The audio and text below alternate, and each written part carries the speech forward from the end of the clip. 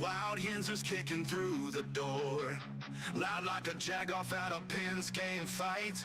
Brace yourself, this ride ain't polite. Dum Yinzers, loud and proud, heads in the clouds, voices in the crowd. Chaos brewing, they don't play nice. Hold on to your iron and grab your prime anti-slice.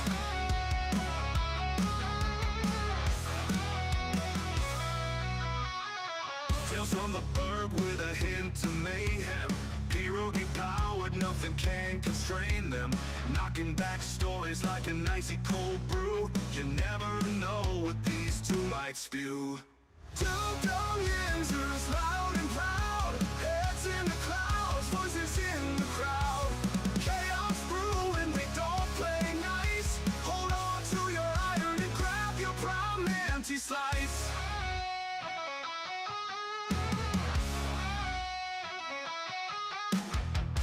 From the bug with a hint of mayhem. Pierogi powered, nothing can constrain them. Knocking back stories like an icy cold brew. You never know what these two might spew. Dum Yinzers, loud and proud, heads in the clouds, voices in the crowd. Chaos brewing, they don't play nice. Hold on to your iron and grab your prime anti-slice. Rivers collide where the laughs always flow. Black and gold thunder everywhere they go. The madcap kings breaking every mold. With two Dum Yinzers, the stories don't get old. Two Dum Yinzers, loud and proud, heads in the clouds, voices in the crowd. Chaos brewing, they don't play nice. Hold on to your iron and grab your prime anti-slice.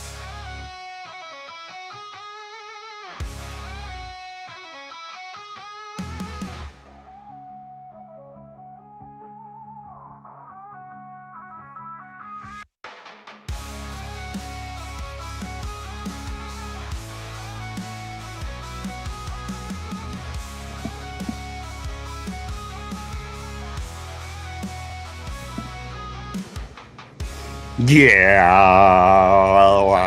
that's right, everybody. Welcome back. It's Monday. Welcome back to the show. This is the two Dum Yinzers. I want to say welcome back. Episode 979, just 21 short days away from the big 1,000 here at the two Dum Yinzers. Guys, coming up on the 5-year anniversary. It's going to be here before we know it. Less than a month away. It's going to be July 5th. Will be the big celebration here on the show. That is less than a month away. And then we will hit our summer break, be back just in time to start getting prepared for training camp for our Pittsburgh Steelers. Lots going on this summer, guys. Lots going on all off season. Great to be here on this Monday morning. I do want to say welcome back, everybody. Michael, how you be? Brother, I'm good, man. It's good to be back here. 2 days and of not talking Steeler football has driven me crazy. It's made me miss Cody.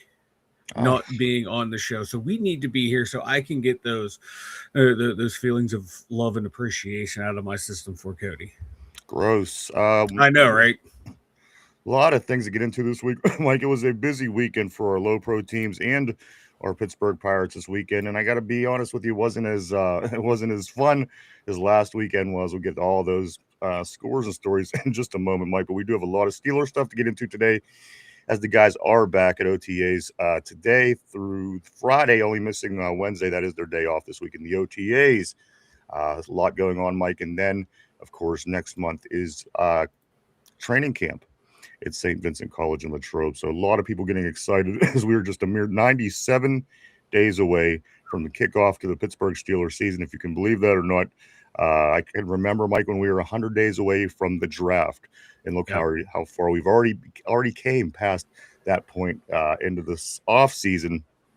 Again, like 97 days until we kick off regular season football right here in Pittsburgh, Pennsylvania. I'm pumped, baby. I'm pumped. I can't wait. 97 days. I think 93 days for the NFL, I believe. So football is right around the corner, and once we see that. Those ugly, boring first games of the season that we don't care about. Boom. Stellars will be back. That's all we care about is the Stellars, baby. Absolutely. And if you are paying attention to any spring football, the UFL guys, they are coming to a conclusion this coming weekend. Mike, as the championship rounds did go down this weekend, it went down yesterday, as a matter of fact, in the UFL. DC ends up beating Orlando 28-22. So they're back to the finals, and they will be facing the Louisville Kings, Mike, who beat the St. Louis Battlehawks 29-20 yesterday. So next Saturday, 3 o'clock, the United Bowl between DC and Louisville. And I can't even imagine who you're going to take in this game, Mike. Who do you want in Louisville and in DC? I'm taking the beer snake all the way, baby. Let's go DC. All right, that's cool. Beer snake for the win. I'm going to take Louisville, obviously, because you took DC. But that, guys, is coming up Saturday. And you know what? Again, Mike, just another bar that you could watch as you were trying to inch closer to football season, because the UFL is almost done. Championship again this weekend, Mike, and that always comes in June. And once that's done, you're just right around the corner. So we're just that much closer to the Pittsburgh Steelers getting back at it this season, guys. Also, Mike, other series that you and I are involved in, the Knicks go up 2-0 in a series over the San Antonio Spurs after they win 105-104 on Friday night. They're back at it tonight for Game 3. This one will be at Madison Square Garden. Spurs at Knicks tonight, 8:30 jump ball. Wemby, get your shit together. You're letting me down. You're letting me down. And then also, Mike, in the NBA, in the NHL, the Golden Knights, they win whenever they played yesterday, the day before Saturday. They win 5-4 in double overtime, go up 2-1 in their series. Mike, Game 4 will be tomorrow at 8 o'clock at Las Vegas. Dude, that game was insane. It was nuts. Like, what, 3 goals in like 30 seconds or some shit like that. It was a wild ending, man. It's why I love playoff hockey. It might be the best of any sport out there. Playoff hockey, it's the best, man. Check it out if you're not watching it. It's drama filled from puck drop to the final whistle. So today and tomorrow, NBA tonight, NHL tomorrow, as those finals rounds continue on here in June, as they always do. Mike, here in Steel City over the weekend, our Pirates, we were on the road, actually. We come home today, start a series with the Dodgers tomorrow, a 3-game set with the Dodgers. Mike, but the best team in baseball, they handed it to the Pirates. They beat us all 3 games. They win yesterday 3-2 over the Pirates. Mike, the Pirates dropped 34-32.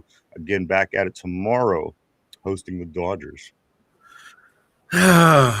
Buckos, you're breaking my heart. But come on now, there's plenty of time to rebound. Let's get our shit together, and let's start winning some games. You guys can compete with everyone. I know we got a couple guys hurt, but those are excuses, man. I want results.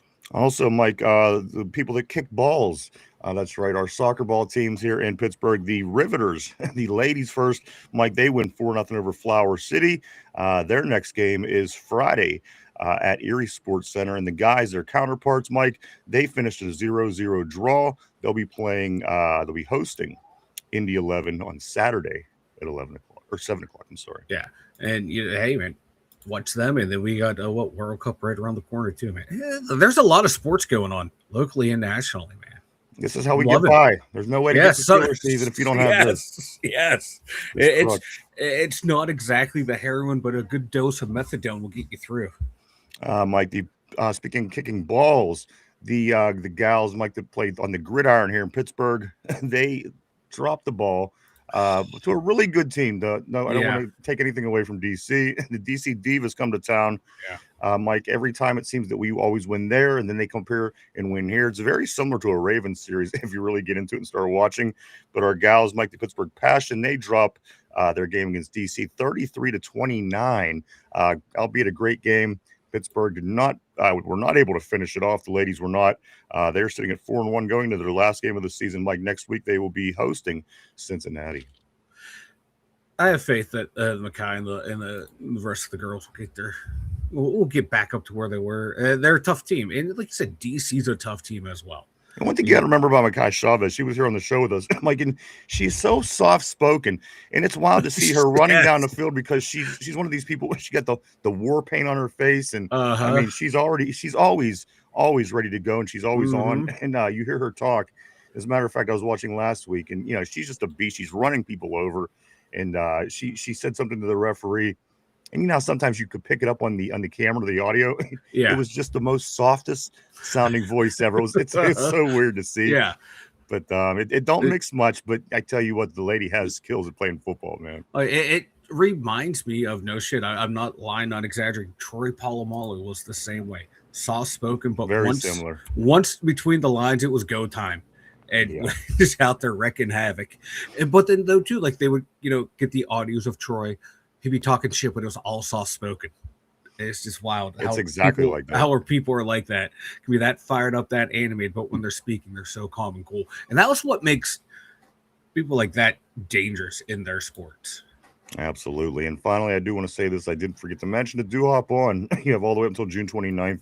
You could get on and vote for your favorite Pittsburgh Pirates, Mike, for the All-Star game. We do have a few guys that should be there, so get on, make your vote. You can vote up to 5 times a day. As I said, that goes the rest of the way through the month. So do get on and get some Pirates into the All-Star game. Again, Mike, they're not going to get the national support, but as long as people in Pittsburgh that actually see what they do day to day, get their support, and maybe we can get some people into that All-Star game. So do get on either MajorLeague.com or PittsburghPirate.com or anywhere, as a matter of fact. Get on and get your votes in. A lot of things to get into today, Mike, as we are back into the OTAs. This is OTAs number 7, 8, 9, and 10 in this particular program that's going on. They'll wrap it up this Friday. No OTAs on Wednesday. It's just Monday, Tuesday, Thursday, Friday this week. A lot of news to get into, a lot of stories, headlines, and so much more to get into today. Welcome back, everybody. Welcome to the show. Yes, what's going on? How you doing, Mike? You went to the movies yesterday. I did. I went to the movies. Took the little boy to go see The Amazing Digital Circus. He has all the plushies. He watches the show on YouTube. Yeah, like I'm gonna say like 30 minutes in, he's like, I want to go home. I'm like, okay. It's loud. He looked a little scared. Then halfway down the steps, like, I want to come back. I want to keep watching. All right, let's go. About another half hour into it, he was like, no, I'm done. Like it was way too loud for him. I think it was loud for me too. And he said he was done. Last time we took him to the movies, he had a good old time. He had a great time. So I think it was just the volume was cranked up too loud. And this is something he normally watches on his YouTube, and he's able to fast forward through parts that might scare him. And he wasn't here. And I think he was like, no, I'm out. I'm tapping out, Dad. Oh, that's pretty awesome. You guys get out and enjoy some movies. Yeah, I noticed through social media, a lot of people getting out with their kids this weekend. It seemed like there was a He-Man movie. There was the movie that you're talking about. A lot of different things out there. Seemed pretty popular over the weekend as far as people with children go. I know that Chop took his daughter and a few other people. So it looks like everybody's having fun. Everybody except the people that were supposed to go to the Morgan Waller concert on Saturday. Of course, the big Morgan Waller concert. Apparently, this is a country singer who's popular, and he had a big show here at the stadium on Saturday. It got canceled during the day because of projected forecast coming in. Yeah. And Mike, I don't even know that it even rained here where I'm sitting. What's the story on this? From what I gathered, there's anticipated that there was going to be a big storm, but a storm came through and it wasn't bad. And apparently he was already on his plane leaving before they even announced that they were not going to do the show. They did not inform Acrisure Stadium, that like, hey, like this is what we're doing. And protocol is like you're always in constant communication with the venue. So you're able to handle refunds and crowd now, is control this and all fact? that. Because I'm seeing pictures here. People are saying that he was signing autographs till 1 a.m. Now, I've heard what you've said, and I've seen that people are upset about this, but I don't know if that's been confirmed. Because again, somebody come out and said that that there's pictures of him at the stadium signing autographs till 1 a.m. So I don't know what the story is. I think just the funniest part was they canceled it so early. Yeah. And there was barely even any rain. I mean, from what I was expecting, I'm seeing across the country there's tornado news and people were taking cover. I'm like, we barely had rain that day. And it's, come on. Yeah, like I've been to outdoor shows where it's rained and, these acts go out there and they play through the rain and it makes the show that much better. And this guy, I'm going to say it, he bitched out. Interesting. I don't know enough about it. I will look into it, but I do know from what I understand, the initial story was what you were saying, and then as the weekend went on, I am seeing whether I don't know. I don't Yeah. know. Again, I just kind of figured maybe that you might know, but that is what's going on here in the Berg. A lot of people upset, of course. They wanted to get to the big Morgan Waller show on Saturday night, Mike. That was canceled again by the weather, and the show they won't make it up, I guess. I don't know. Yeah, it looks like it's not being made up. I think they offered something. It was like free tickets to something else that wasn't even equivalent to Yeah, it was like the beginning of the- Washington Wild Things baseball Yes, game. it was the Washington Wild Things. No disrespect for the Washington Wild Things, but Yeah. wow, talk about a drop of like your entertainment dollar. Well, Mike, Metallica and Slipknot can't play tonight, but you could go watch the community college basketball team if that makes sense. Right? For you, You know? It's more or less the equivalent of. Yeah. Lots to get into, guys. Again, 97 days away from kickoff for the Pittsburgh Steelers right here in Pittsburgh, Pennsylvania. Guys, just 97 more days. It is OTA week, the last week for the OTAs. Monday, Tuesday, Thursday, Friday this week. A lot to get into, Mike, and there's no better time to do that than right now. Good afternoon, everybody. Welcome back to the show. Good morning, wherever you be coming in, and even maybe good evening, depending on where you're at in the world. I do want to start by saying what's up to everybody. I'm going to go right here to Warhammer King. He says, hey, I want to say hey to Warhammer. Welcome to the board. Welcome to the show. Great to have you here. Good afternoon. It is Monday. It is summer. And you know how I know it's summer, Mike? Because it's fucking hot. Oh, it's hot as balls. It's hot. It's hot in the studio. Let's go down. Tortilla says, what's up? All the way from Sacramento, California. Love seeing my man Tortilla in the house. What's up to you, brother? My man, the original OG, and he is the original OG, Mike. It's just not his title. It's true. It's very true. The original OG, Yinzer Joe says this. He says, hello to Dum Yinzers and Yinzer family. I almost said Yinzer Jew, but it was the combination, Mike, of Yinzer Joe and two Dum Yinzers coming together a little too early. But there you go, Yinzer Joe. Welcome back to the show, my friend. Hope all is going well for you. Tyrone, I think about you a lot over the weekend. I thought about you because I'm gathering all this information and stuff for the show, and some things here that, again, I think that it's just a stepping stones of where we're at in this whole process. But of all the Joey Porter things and Herbig things and contract scoop, and Mike, you and I talked. I think you have a little bit to talk about today, as far as some of these contracts go. But I thought of Ty, of course, Mike, and being the big JPJ fan, and he has it right there. JPJ, the GOAT. The GOAT Ty is in the house. We are going to talk about the GOAT JPJ today. I do want to say to Tortilla, he says, I'm voting for Dennis Santana. That's awesome, dude. Is he even still with us? You know what? The thing with that is the pitchers. I don't think we even vote on the pitchers. We vote on position players, and then they do the pitchers later. I think that's how it goes down, because right now you can only pick the position players. But a lot of people, there are a handful of guys that should, in fact, be in this all-star game. So do jump on, get them guys voted in. Let's go to Tortilla. Back to Tortilla. He says Morgan Wallen canceled the concert because Derpy was going. You know what? He might have been. I don't know. You know what? I'm not a Morgan Wallen fan. I don't like the guy. I never even heard of her. That might be a legitimate excuse. You know, Derpy's coming. You got to cut bait at that point. But you know, Derpy might be a spy because he is the president of the Taylor Swift fan club. I don't know anything she does, Morgan Waller. I never heard of her. Just kidding. I know it's a guy, of course. But anyway, I don't know. I had little to no interest in the story until it got rained out. Then I thought, okay, this is catching my attention again, because I don't know. I might have seen about 4 raindrops that day, but hey, who am I to say? I don't make the calls. Let's go on back to the original OG. And Joey says Morgan likes to get women wet. He doesn't like to get wet. I like it when I get the women wet and then they get me wet. I was just thinking of that the other day. Not you or in any kind of way. But did you notice, Mike, the hot lesbians don't have the allure that they used to have? They do not. Now that everybody's a lesbian, it's because back in the day, remember, it was always, you'd find 2 hot chicks kissing and you're like, yeah. And it was always something. But now in 2026, the lure of lesbians, hot lesbians, it's not there anymore. And I don't know what happened. I don't know. Just speaking of getting wet, let's move on. Let's go to Tortilla. He says Cody is a Yinzer Jew, and he is in fact our Yinzer Jew. Cody, that's what Tortilla says. And finally, Mark Malone says super mild here so far. Nice flooding rains overnight. Well, I'm glad to hear that, man. Glad to hear that nothing too terrible has came your way, Mark. But it's always great to hear from the man, the myth, the mustache, Mark Malone. That's a lot of M's. That is. The man, the myth, the mustache, Mark Malone. I like it.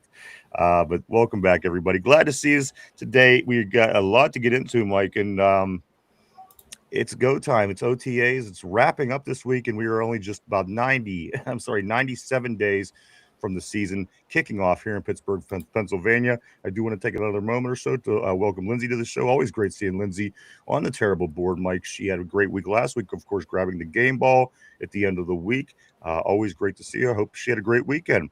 Let me go. Let me go to Sauce. Sauce says this. Hey, Ty, I just checked the updated cap space for 2027.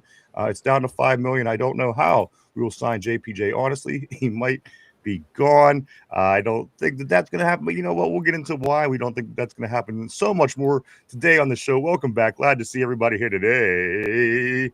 Yeah, Michael, Pittsburgh Steelers. Oh, hold on. A magic word caught my eye. I have to grab Yinzer Joe real quick. He says, yes, now the gays and lesbians are normal sight to see everyday life. I can't even watch TV. Listen, I don't care.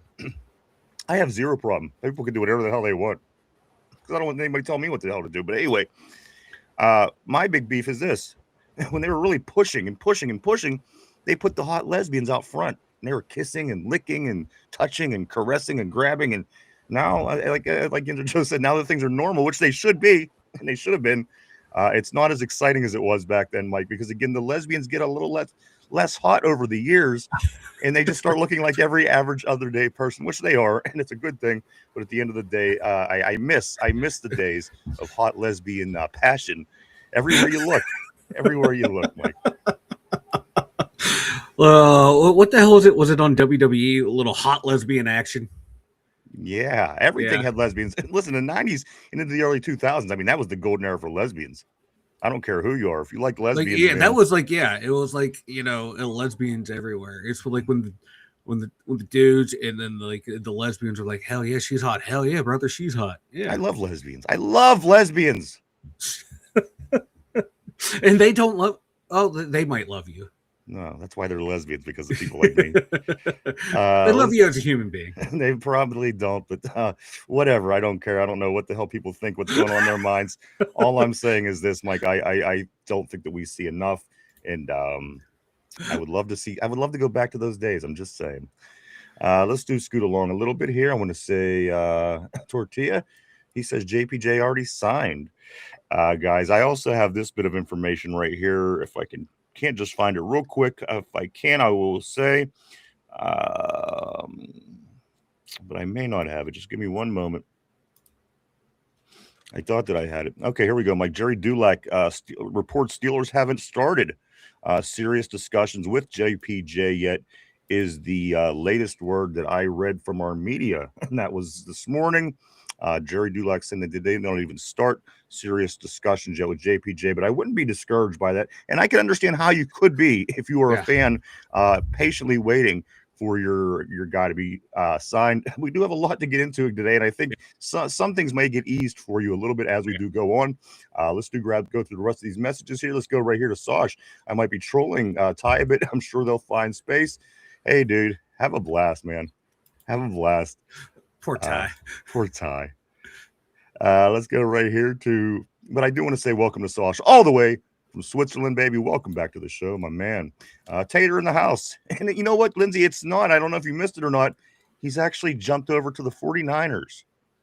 Tater has jumped over to being a 49ers fan, which listen, I'm encouraged by this. Yes. Because I thought that he was one of these guys that was going to be a Browns fan through and through. And I thought, oh, there's no chance with this guy. He's just going to kind of be here for, ours and his entertainment, I guess we could say. But Mike, seeing him make the move to another team, that's somewhat encouraging. So just we'll keep working on you, Tater. Everything is going to be all right. You just stick here with us, buddy. But San Francisco for this year is, in fact, Tater's squad. Yeah, You know, good. I think Tater, moving away from the Browns to the 49ers is going to help him in Lindsey's relationship. Possibly. It's I think possible. so. I think so. That's the rumor on the street. All right. All right. That's I'll take it for what it is. Let's go right here to Richard. My man JPJ isn't going anywhere. He was born a Steeler. I couldn't agree with you more, Richard. And I do want to say I hope you had a great weekend, my friend. We're back to OTAs today, days 7, 8, 9, and 10 of this 10-day program. Tomorrow, today, Thursday, Friday. They'll be off Wednesday. They'll wrap it up. But we are, guys, just 97 days away from kicking the ball off here in Pittsburgh, Pennsylvania in the regular season. And as I was saying to Mike at the top of the show, a lot of you guys were here with us throughout the whole offseason. Do you remember when we were 97, 100 days out from the draft? Well, guess what? The draft came, gone, and it's already been a couple months. So, guys, it's here. We'll be here before we know it. And as all the things we stated earlier, Mike, the things that we got to get through, the Passions football season is just about done. The UFL football season is just about done. And you know when them seasons are done, you're getting close. So I'm very giddy. I'm getting, and at the end of the day, Mike, I'm sitting down. I'm getting notes and everything ready for the show. And I just can't wait to talk and hear what people have to say about our Steelers as we are just 97 days away from the show or from the first game. And I'm super pumped because between then and now, Mike, we have training camp up in St. Vincent College, and a lot of people from the show and the board coming into town. A lot of exciting things still coming, Mike. But again, 97 days from kickoff. It came Hayward days away. As my light goes out, this is some bullshit. I blame Tater for that. But yes, I can't wait, man. It's right around the corner. And that's not even mentioning preseason. So, I mean, yeah, that's like training camp, dude. Once it gets to training camp, that's what I get. I'm going to be totally fired up for it, man. I can't wait for training camp to arrive. Me too. I know Chris is coming in town from South Florida. I know that Steele's coming in town from North Carolina. Some other people, some other names. It's going to be a lot of fun this year up at camp. And I just want to. Here's somebody. I can't remember who it was. Maybe it was Vegas. Somebody asked about the town that St. Vincent College is in. Just go and Google. Like it's just a farm town, just like every other farm. Like I told, even Penn State. I said the other day, Mike. Every other college in this state besides Pitt and Penn State's even out there and it's by itself. So at the end of the day, if you just go on and Google, you could kind of get an idea of what you got going on in St. Vincent. Just a farm town, a lot of land, a lot of space. If you are coming to town, that is what is going on in St. Vincent. But you can check it out pretty easy. It could be very simple to look up. Let's get back on the board right here. I'm going to go to, I do want to say, Richard, welcome. Hope you had a good weekend, my friend. Let's go to Lindsay here. She says, are you a Chiefs fan, Tater? And I saw that, and that's why I did jump ahead. Tater is now a 49ers fan. So I'm thinking, Mike, maybe he's one of these guys that go to a different team every year, every time that he's not satisfied. So we're within 30 years of being able to pull Tater in entirely, just depending on how soon he wants to surrender and, do the right thing. Dude, I have a feeling like, if we keep on him, this could be like a Stockholm type situation. Like, he'll just like eventually we'll beat him down enough, and then he'll fall in love with us, and then fall in love with the team. I think it's not going to take that long. With Lindsay, and that's the first step. You hook him with the pretty girl. Then you get him in, and then you rescue the pretty girl so she does, is not affected with him anymore. This is how this is how fandoms are built. See, this is what I was thinking as well, but I think you've given a little bit too much information away already on that. But I'm rocking and rolling today on cold coffee. You would take this coffee every day. I know it's not good for me or the show when I drink coffee. It's better when I drink alcohol and I'm belligerent and yelling at everyone. How is you had this whole diet and everything? How's that going? So I'm eating less. I'm like maintaining right now. I'm eating less. The cravings aren't there, but I feel them slowly kicking back in. So I gotta think about something here. What I gotta do. Yeah, that's the hard thing. Like my entire life, I've always had like I would eat, and then my body's like, okay, what are we eating again? We're hungry. You're only you're pushing 50. I mean, it's yeah. It's a tough battle. What really works. And listen, I'm not. Don't go by me when it comes to taking care of yourself. But I hear walking is like the best thing for you. Do you walk? Like, do you have like a regimen where you go? I've been starting to walk. Yeah, me and the kid. Because it's hot, so I mean that obviously would have some kind of effect. So I just wanted to throw that out there. Let's get back on the board. Yes. Let's go right here to Mark Malone. I can still blast off a load in less than a minute and a threesome. Yeah, me too, baby. Me too. Let's go, Mark, my friend. Welcome back as always.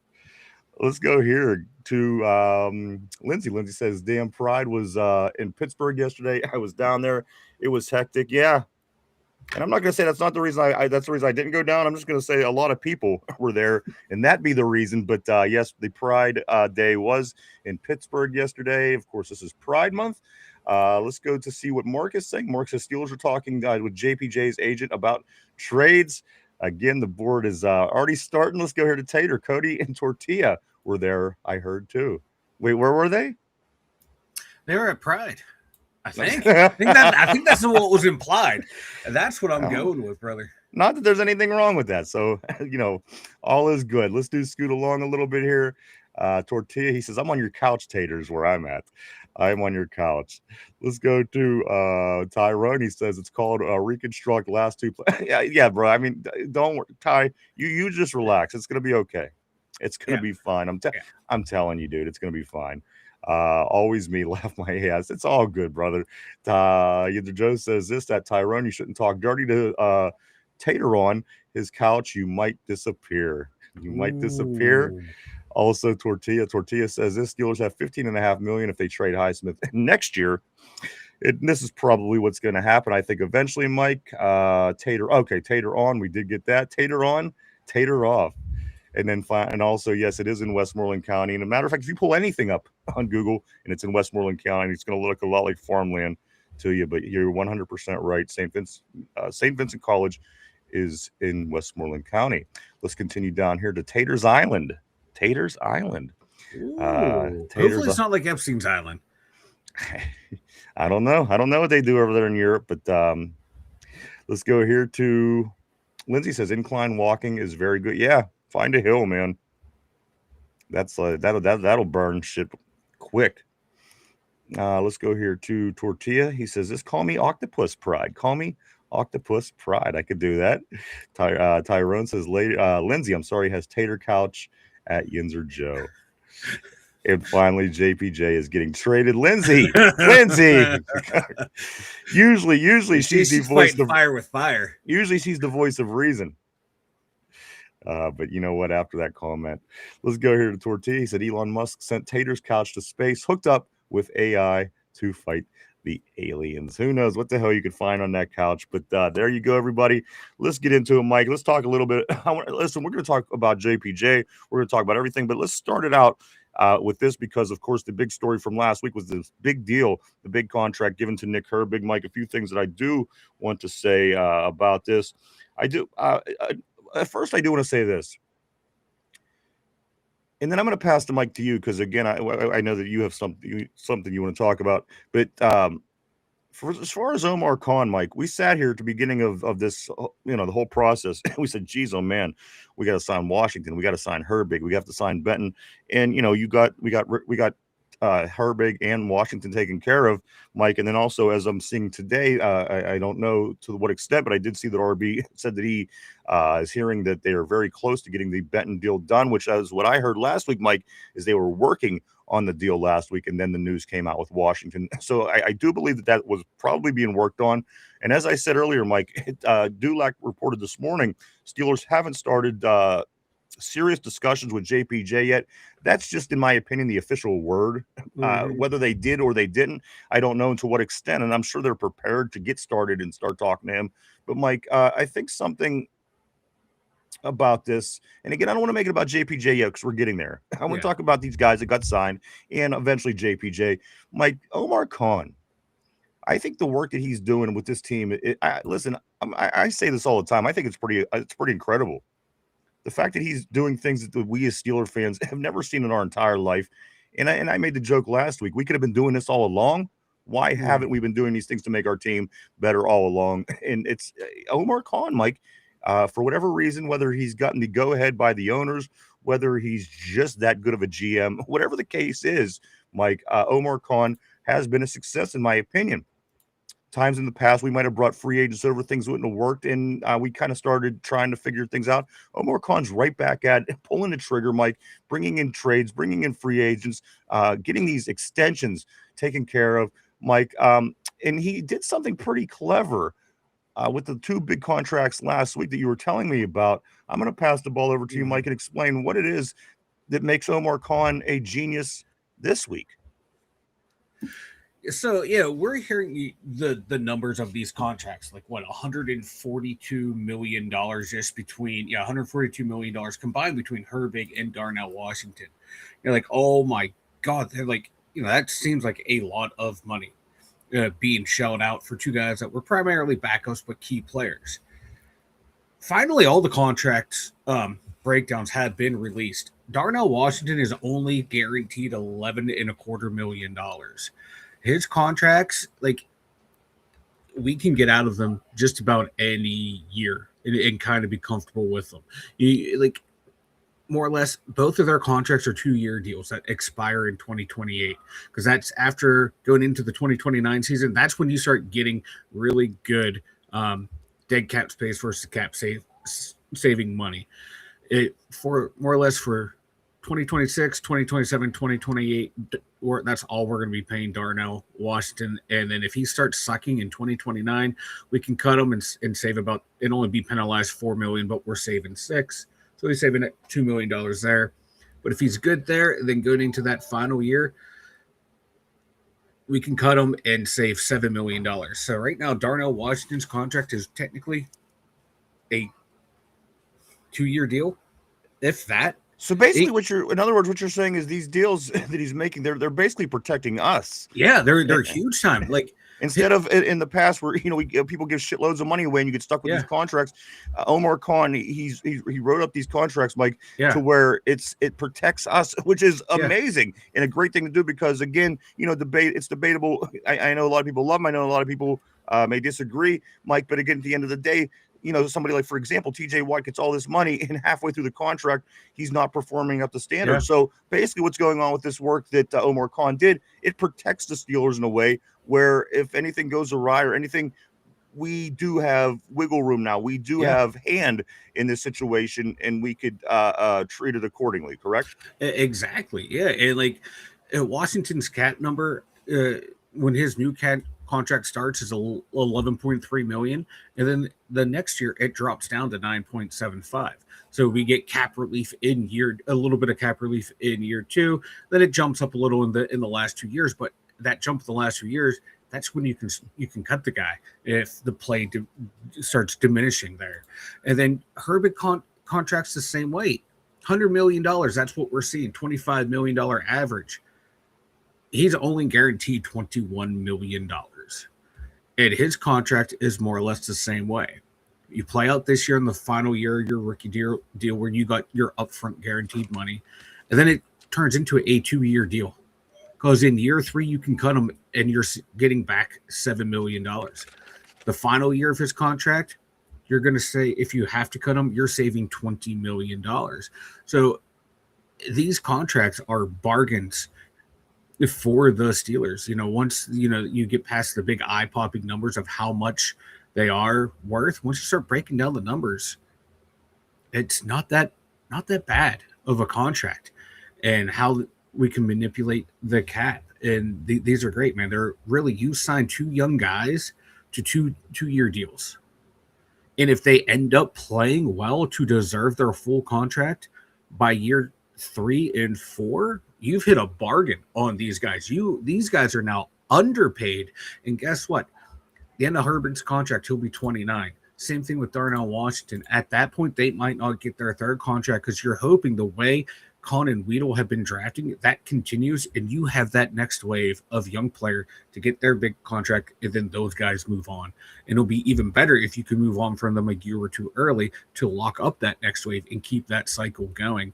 These contracts are great contracts. Yeah, the players get rewarded, but the team also gets an out too if these guys don't play well. These were perfect win-win contracts. We should be lucky that Omar Khan is our GM, because he cut his teeth on making all these contracts for when Kevin Colbert was the GM. He was noted as the salary cap guru of the NFL. Steelers were doing a lot of this stuff before other teams were.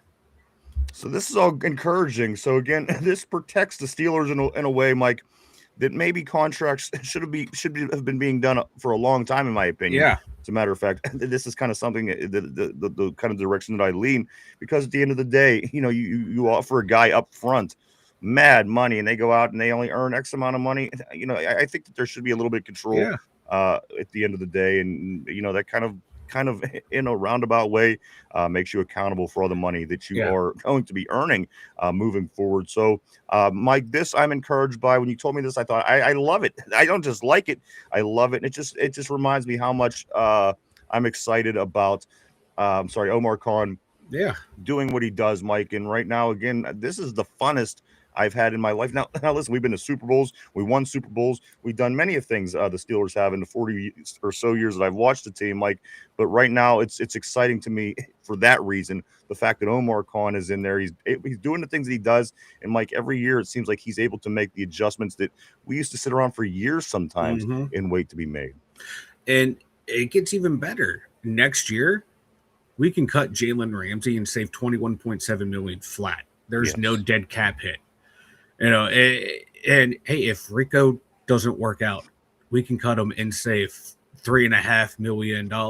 If Day doesn't work out, we can cut him and save another $3.5 million. You got to think for somebody like Dwaddle, though. For Rico, we've gone the last 3 years with 3 different running backs. So I mean, I think that's a chance anyway. Yeah, anyway you look at it. Yeah, it's just saying, like, it gets even better and better. You look at those big contracts, and they even do it for those other guys that are coming in. It seems like all their street free agents that they think might not be here long term, easy outs in a year or two. It's just a constant. This is like the new philosophy of the Steelers. Draft and develop is still there, but we're going to get bigger named free agents on these quote unquote long-term deals, but they're really 2-year deals to remain competitive while drafting and developing the young guys so they can take over when they come in. This is some really good team building that Omar Khan and we don't have done the past 4 years. I couldn't agree with you, Mike. Some beat writer wrote this, Mike. They said the JPJ contract will be somewhat similar to what Herbig got. Framework of JPJ's contract extension is what they're talking about. So again, we'll work into JPJ, Mike. But again, I think everything that happened last week warrants how we got to this point. So we're going to kind of get through that, Mike. As again, we got a whole new week, all new stories, all new headlines, all this week, Mike. As OTAs, they do go 4 to 5 days this week on the South Side, Mike. Very excited about our Steelers at this point in the off season. We're just moving along. Just the train is moving. 97 days till the Steelers kick off at home in the opener. So much going on. Let me jump back on the board, Mike. We do have a lot of topics, a lot of different things to get into. I don't want to leave anybody behind. Let's go right here to this. Let's go back a little bit. Right about here. Lindsay says that's what he gets. Richard says this Tater Island is full of fish, chips, stout beer, and hairy lot lizards. Mike, that sounds like it's right up your ballpark. Thunder's telling me right now he heard lot lizards and he's like, we are booking plane tickets, brother. We are going out there right now. Let's go to Tater. Tater says Lindsay and myself have moved on from the couch. Ooh. All right. I have to see where this is going. Let's go here to Tortilla. He says, bro, Tater stopped rooting for the Browns and got his shit together. Hey, people got to get off the shit at some point, man. You're looking good. You're looking healthier. I just have to say that, Tater. You're looking healthy nowadays. Let's go right here to Yinzer Joe. He says, does Travis Homer make the Steelers squad over Caleb Johnson for his special teams experience and running ability? Mike, that's a good question. As we move on and get into camp, who's going to make it? Who's not going to make it? We have a general idea about who 48 people of the 53 will probably be. There's a handful of guys, Mike, that kind of fall into this category. With Homer particularly being a running back, that's an interesting question because it isn't, the Miles Killebrew, who was a safety that basically was a third string guy. Where does Travis Homer fall? Because again, at the end of the day, Mike, Caleb Jones is really fighting for a spot here. Yeah. Whether it's for a team or whether it's just for playing time, he's going to be playing his ass off. I'm reading about the two starting on the depth chart. You do have Warren as the starting running back, and you have Dowdle after him, Mike, and they said that they're going to use him interchangeably. They're going to use him to keep fresh legs on the field, which I think is a smart thing. Where does this put Travis Homer, and does this put, again, like Yinzer Joe is asking, does this put Caleb Johnson in jeopardy in any way? I think it could put Caleb Johnson in jeopardy, unfortunately, because McCarthy wants guys who can do multiple things, and Homer can do multiple things. But if Caleb Johnson goes out there and has a great training camp and has a great preseason to where he's looking like he could be a piece in that running back rotation, okay, then you got to start thinking maybe Eli Hendrickson might be the odd man out. Yes, he's the hometown kid, the awesome story. But if he doesn't have a good training camp, he has liability of being cut. He, was a 7th round pick. Yes, he was a 7th round pick of this regime, and Johnson was a 3rd round pick of the last regime. But still, man, it's still in sports. People do take a look at where you were drafted, the level of competition, stuff like that. If Caleb Johnson can have a great training camp and preseason, he might be a lock. And Homer, if he goes out there and does the duties like we want him to do on special teams, Eli could be the odd man looking out. So there's a pathway to the roster for Caleb Johnson, but I think he has to play extremely well, and hopefully it's a whole of a lot better than what we see out of Eli Hendrickson. You know what? It's going to be interesting, Mike, because Eli Heinrich does make it. It's going to make the whole process interesting because he is in there. So who knows? Who knows, Mike, how that's going to play out? But again, this just falls into one of the many battles that we are going to see when camp does start next month at St. Vincent College in Latrobe, Pennsylvania, in Westmoreland County, as mentioned by Yinzer Joe earlier on the board. Let's scoot down here to Lindsay. Lindsay says this. She says, I want to know why you moved on from the Browns. Was it the Myles Garrett trade? That's a pretty fair question. I don't know if he answered or not, so I'm going to continue along and let's see what we do find out. Tater says this. I'm just hoping Evans can be productive in the Shanahan run offense. All right, there you go. He is a 49er fan, guys. We will we listen. We won't cut you loose. We didn't cut you loose as a Browns fan. We certainly won't cut you loose now. You're in the NFC. It's a shame. I like the shit talk of constant interdivisional hatred, but you know what? Who knows? Maybe underneath it all, Tater's an all right guy. He might be. We'll never know, though. Well, we may. I don't know. We might meet him at the wedding. I mean, come on. This is true. Let's go. Tortilla. Tortilla says, bro, committed to the bit. I respect it. Also, Yinzer Joe says, Tater moved his couch from Cleveland to San Fran. LOL. Big dirty couch. Let's go down here to full couch. Tortilla is saying, Tater says this. The NFC West is where it's happening now. I already have been accepted by the. No, you keep saying that the Niners faithful. Which Niners faithful have you been accepted by? Yeah, that's what I because that's actually a really good question. Because again, in San Francisco, you don't want to turn down the wrong street. I'm just saying, nothing that there's anything wrong with that. But I'm just wondering what group of 49ers faithful accepted our Tater. I just want to know. Let's move along down here. Let's go to Yinzer Joe. He says, I like the Steelers are great. I like that the Steelers are the great white shark. You don't know if they're going to attack or swim around and make you until you panic and make mistakes. That was another thing I was reading here, guys, that the Steelers are certainly going under the radar. Mike, again, always getting the national attention that they get that we see every year. That's never really positive. But you know what? We prove them wrong year after year after year after year. And again, as I said last week, the beginning of the week, Mike, you always hear somebody say this. They say, what are you so excited to be a Steeler fan? You haven't won Super Bowl. You won 6 Super Bowl. That's all you talk about. That's all you talk about. Well, you know what? Until your team catches up, we're going to still ask you why it's taking your team so long to catch up with ours, if that's a big problem. So we're going to do what we're going to do. We're not going to shut up. It's just the way it's going to be. We're Steeler fans. You have to deal with it. So F off. Like, if we suck so bad as a franchise, let's say in the past 10 years, why haven't the Bengals won a Super Bowl in that time? Why haven't the Browns? Why, I think have the Ravens, because I know they won it a little bit after us, but no, it's been more than 10 years. Yeah, it's been more than 10 years for them. So why haven't they? None of these teams have lapped us in success. Right. We suck so bad. Like, the only team that really the past 10 years that is catching up to the Steelers is Kansas City. And it's taken them a dynasty dynasty to do it. Listen, 10 years of not winning a playoff game and still nobody's close to catching up. So that is why we continue to say those things. And I don't know what's going on here, Mike. I don't know if it's the storm's coming. I'm noticing your lights. Yeah. I'm noticing my lights. Everything is blinking a little bit. We'll say this right up front. If we do disappear, we apologize. It has nothing to do with us. Yeah. I'm looking out the window. It seems kind of bright. That kind of means a lot of times tornadoes, maybe. Mike, if it looks like nice out, I don't know.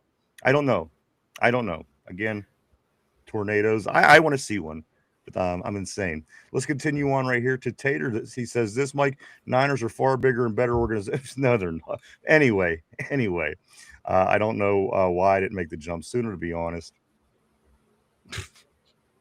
Yeah, they're a great organization. They haven't won a Super Bowl since 95.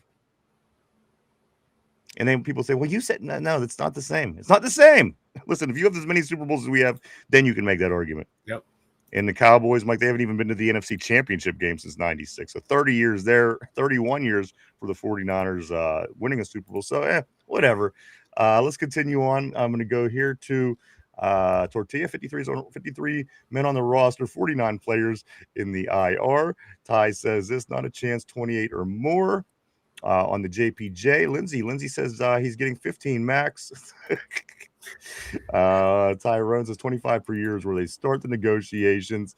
Let's go 25 max Tyrone. Lindsay keeps saying the original Yinzer Joe says 18 million in a PB&J sandwich. And then I'm going to just scoot right here for a second. Down just a hair where Lindsay says this, Yinzer Joe gets an Uncrustable. Let's go here. Tortilla says the Rams just traded for JPJ and gave him $30 million a year. Tyrone, Lindsay, let's reconstruct TJ so the GOAT can get paid. Let's get 24 paid is what he's saying. Lindsay says TJ declined. Sorry. Tyrone says he don't got no choice. Sorry. Lindsay, he already did. So it's hot. It's heavy today, Mike. Everybody's kind of chippy. Maybe it's the heat. Maybe it's the weather. Who knows? It's something going on, man. They're all punchy on the board today. Tortilla says TJ sacked JPJ and his money fell out like the Mario coins. Joe says Tater's a bandwagon jumper, not a real fan. Let's go down here. Tortilla, they opened up Alcatraz just for Tater. Also, yeah, go ahead. Welcome to the Rock. That is Sean Connery in the movie The Rock. Alcatraz. Yeah. Never mind. No, I like Clint Eastwood. I think that The Escape from Alcatraz is one of my favorite movies That's ever. a good movie. Tortilla says I called off work to tell Tyrone JPJ. Oh, JPJ joke. Mike, the phones have been ringing. The phones have been ringing since last week. The phones have been ringing since before the draft, Mike. So that's not changed. The phones have been ringing, of course, for Alex Highsmith. People asking questions. I know that the Bears are particularly interested. I know there's teams that are asking also questions about TJ Watt, knowing that we have an overabundance of outside linebackers at this time. 3 of them, to be exact, that could be starting. And Mike, some argue that, of course, number 4 could also be starting as well. The other kid from Ohio State, it's not coming to me at the moment. If you can help me, the white guy. Jack Sawyer. So again, people are saying that this kid has a big future, and we've seen him intercepting passes last year on top of other things. So again, Mike, we are looking pretty good at that outside position. But again, Mike, I wouldn't get too excitable about people calling and making inquiries about Highsmith at this point. And that's not saying that I don't think they're going to make any more moves this offseason, because they may. Yeah. They may still make moves between now and who knows. But at the end of the day, I personally don't think it's going to be Alex Highsmith. I think that this one gets taken care of after the season, and whether he's traded, whether he's this, whether he's that, I'm not really concerned at that point, Mike. I think any kind of moves and any kind of transactions at this point is going to be taken care of existing contracts, JPJ, and then also, Mike, like I said, they can make a surprise move. They could do things, maybe a little offensive line help, some depth help. I'm sorry, maybe a couple other things. I don't roll it out at this point.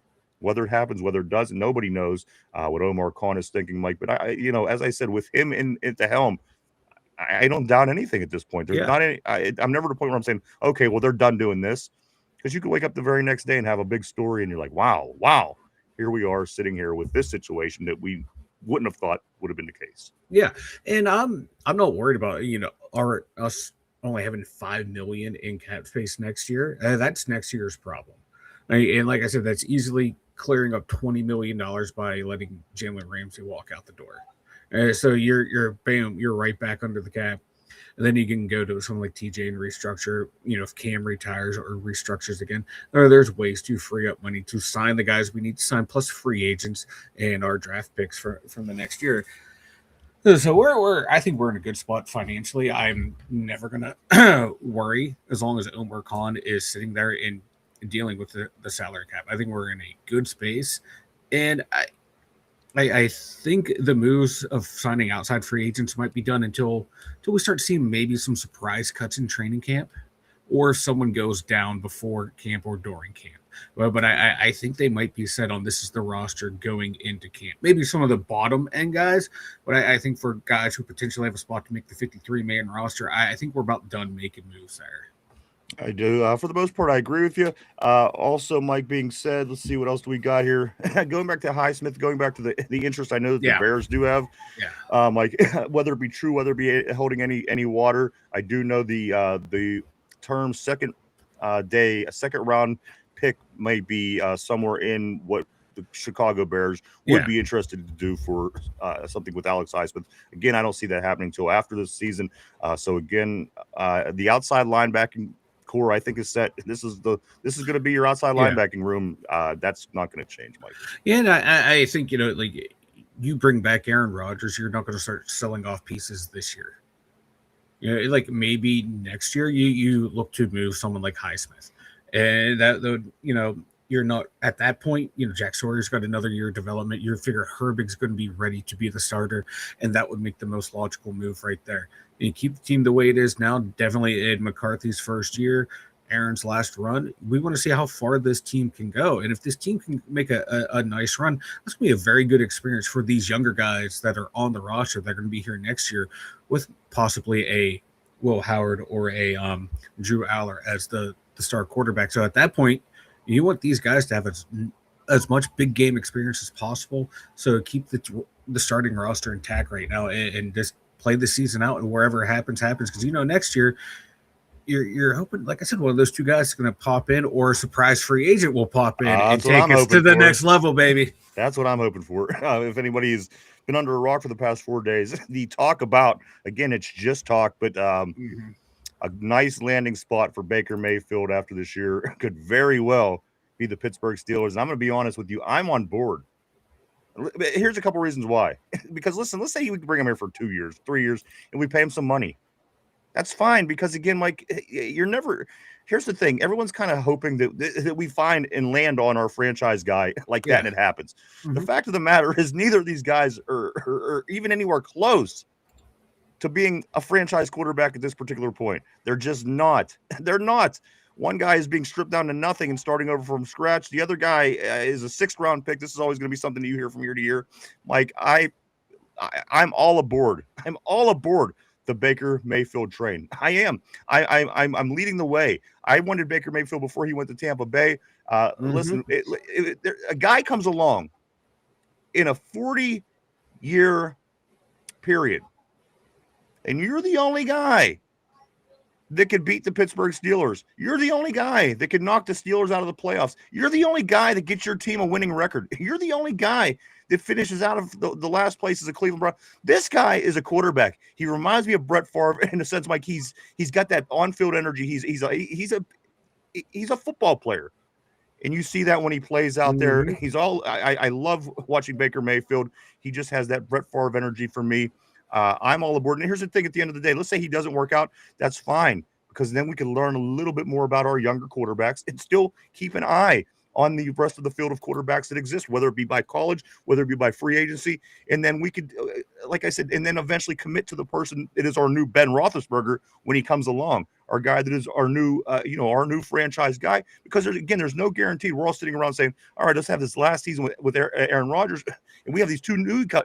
Yeah. Again, we don't know if these two new guys are going to have it at that point. So again, why not bring in a Baker Mayfield, like somebody who has a little bit more at the end of their tape than Aaron Rodgers does. This guy still wants to win. I mean, you got to remember, he played well in Carolina. He played well in Cleveland. Yep. I would have liked to see more from him in Tampa Bay, but I think if he comes to a team that has a team built ready. All they need is a quarterback in place. I think he does fine. Again, this guy's the two younger guys an opportunity to grow, learn, become better quarterbacks. And also, while that's happening, we keep our eye out there for that lightning in the bottle move. And if it happens, we snatch it up. If one of these two guys are the answer, we figured it out.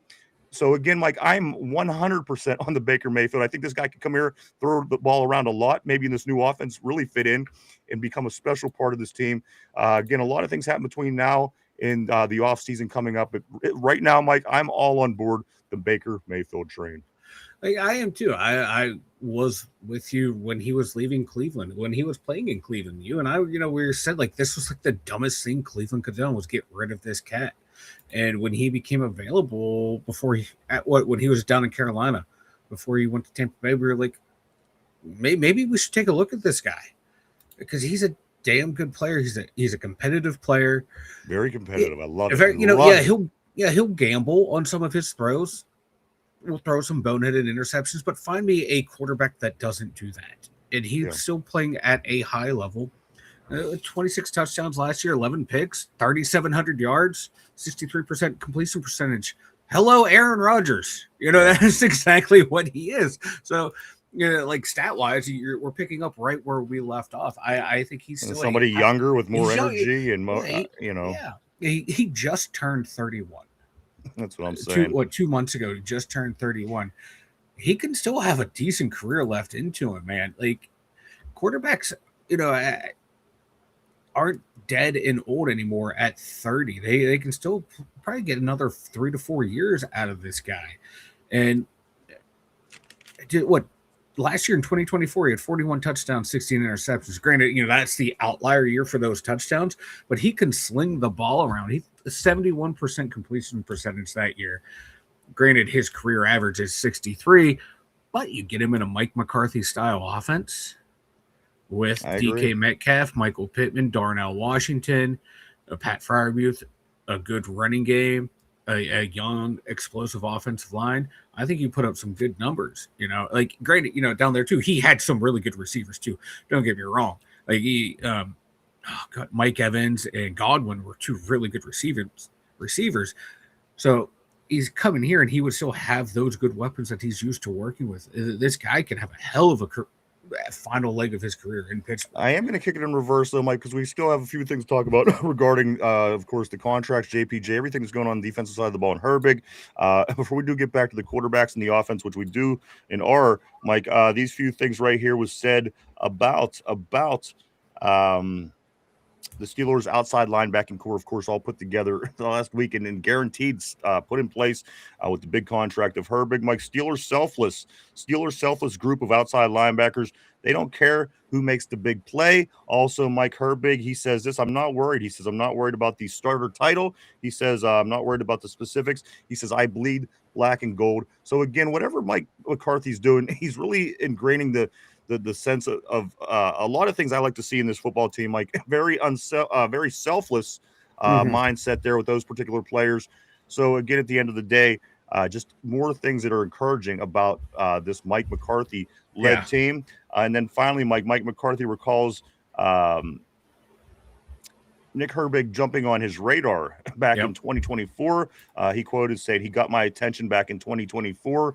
So again, Mike, that outside linebacker core, along with the Patrick Graham-led defense, along with a lot of additions in the secondary, if they can, in fact, make the adjustments to stop that run, there's no reason this defense should be good, Mike. And I believe it was right here, the Bleacher Report power rankings did come out over the weekend, Mike, in Pittsburgh's defense. As of right now, they're putting right around 10, Mike. They have them at 10 in the Bleacher Report's power rankings as of right now. So 10's a good place to start for where we're at. You answer a few of those questions, you stop the run, you start making your way up that list, especially if you're winning football games. So again, just another encouraging thing to hear about our team. Oh yeah, like we haven't even seen them play yet in this new system, and organizations are ranking him or ranking us top 10. I like that. That's an encouraging sign, and of hopefully these are people who actually know ball and not like PFF drones that are just little nerds looking at spreadsheets and on actual game film.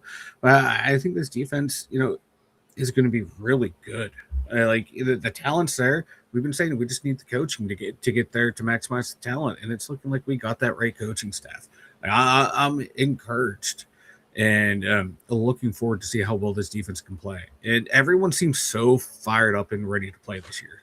They really do. And you know what? This is an energy that you do get every year. And it can be deceptive because even when your team stinks, this is something that you do hear. You hear all the good things in the offseason. But again, if you watch this team year in, year out, you watch the trajectory, the way things are going, the way they're building the team, how it was, what the differences are, what we needed last year to maybe win a couple games that we lost, and vice versa. So again, it is a positive feel because there's a lot of new. There's a lot of new kinks put into this whole thing at the end of the day, because over the past 10 years, you could say, well, you know what, we could be better this year. We're going to be better. But then you run into some of those older problems that wasn't being addressed for whatever reason. I don't know the reason, but maybe some changes on defense, some things that could be happening that could have changed the way things have went. So again, there's an excitement, but also there's an excitement because this is a new car. It's a new shiny vehicle, and we're all excited to take a ride in it, Mike. So we hope that it runs. We hope that it's not a lemon at the end of the day, but it's always a possibility. You just don't know until they get out there and play the game. So, but from what I'm seeing, I'm very excited, Mike. And again, from everything that I've seen to this point, leads me to think that again, this is going to be better than let me just kind of prove my point, Mike. If you're reading like Reddit or you're reading anything, they always have the popular comments. As far as the Steelers go, Mike, in popular comments, 9-8, a first round exit is what they're giving the Steelers. Again, this is something that you can't go off of because nothing is the same that it has been. So hopefully, Mike, things turn for the better. But right now, this is, again, where people are putting us. And, again, it doesn't surprise me at all. And, again, it's not going to surprise me when we win the division. And, again, it's not going to surprise me when we make the playoffs. And, again, it's not going to surprise me when we get a win in the playoffs. Mike, I'm liking the vibe. I'm liking the feel. And, again, you do this every year. And, again, I get excited every year. I acknowledge that. I got excited last year about the defense. They said this is good. The players, this is going to be one of the most historic defenses ever. I got excited. It wasn't. The year before that, hey, you got Russell Wilson. This guy won a Super Bowl. I got excited. It wasn't. But, Mike, it's different this year. Yeah. It's different. The game plan is different. The scheme is different. The faces are different. Mike, this is why I'm more excited in a lot of reasons. There's quite a few reasons I'm excited about this team, but there's something about the new of this that is allowing me to expand my mind and believe that this could happen where it hasn't been happening for a decade, or this can happen now for us where it hasn't happened for a decade. So that is really making this a juicy piece of meat at the end of the day. It really is. Yeah, I just find it comical that, everyone seems to forget that the Steelers won the division last year. Exactly. Like when we were supposed to finish last in the division, which is something we haven't done since 1988 when it was the AFC Central. We were supposed to be lose, according to Dan Orlovsky, the last 9 games. We were going to implode. We are going to go on a 9-game losing streak, which is something we haven't done, I think, since like the 60s.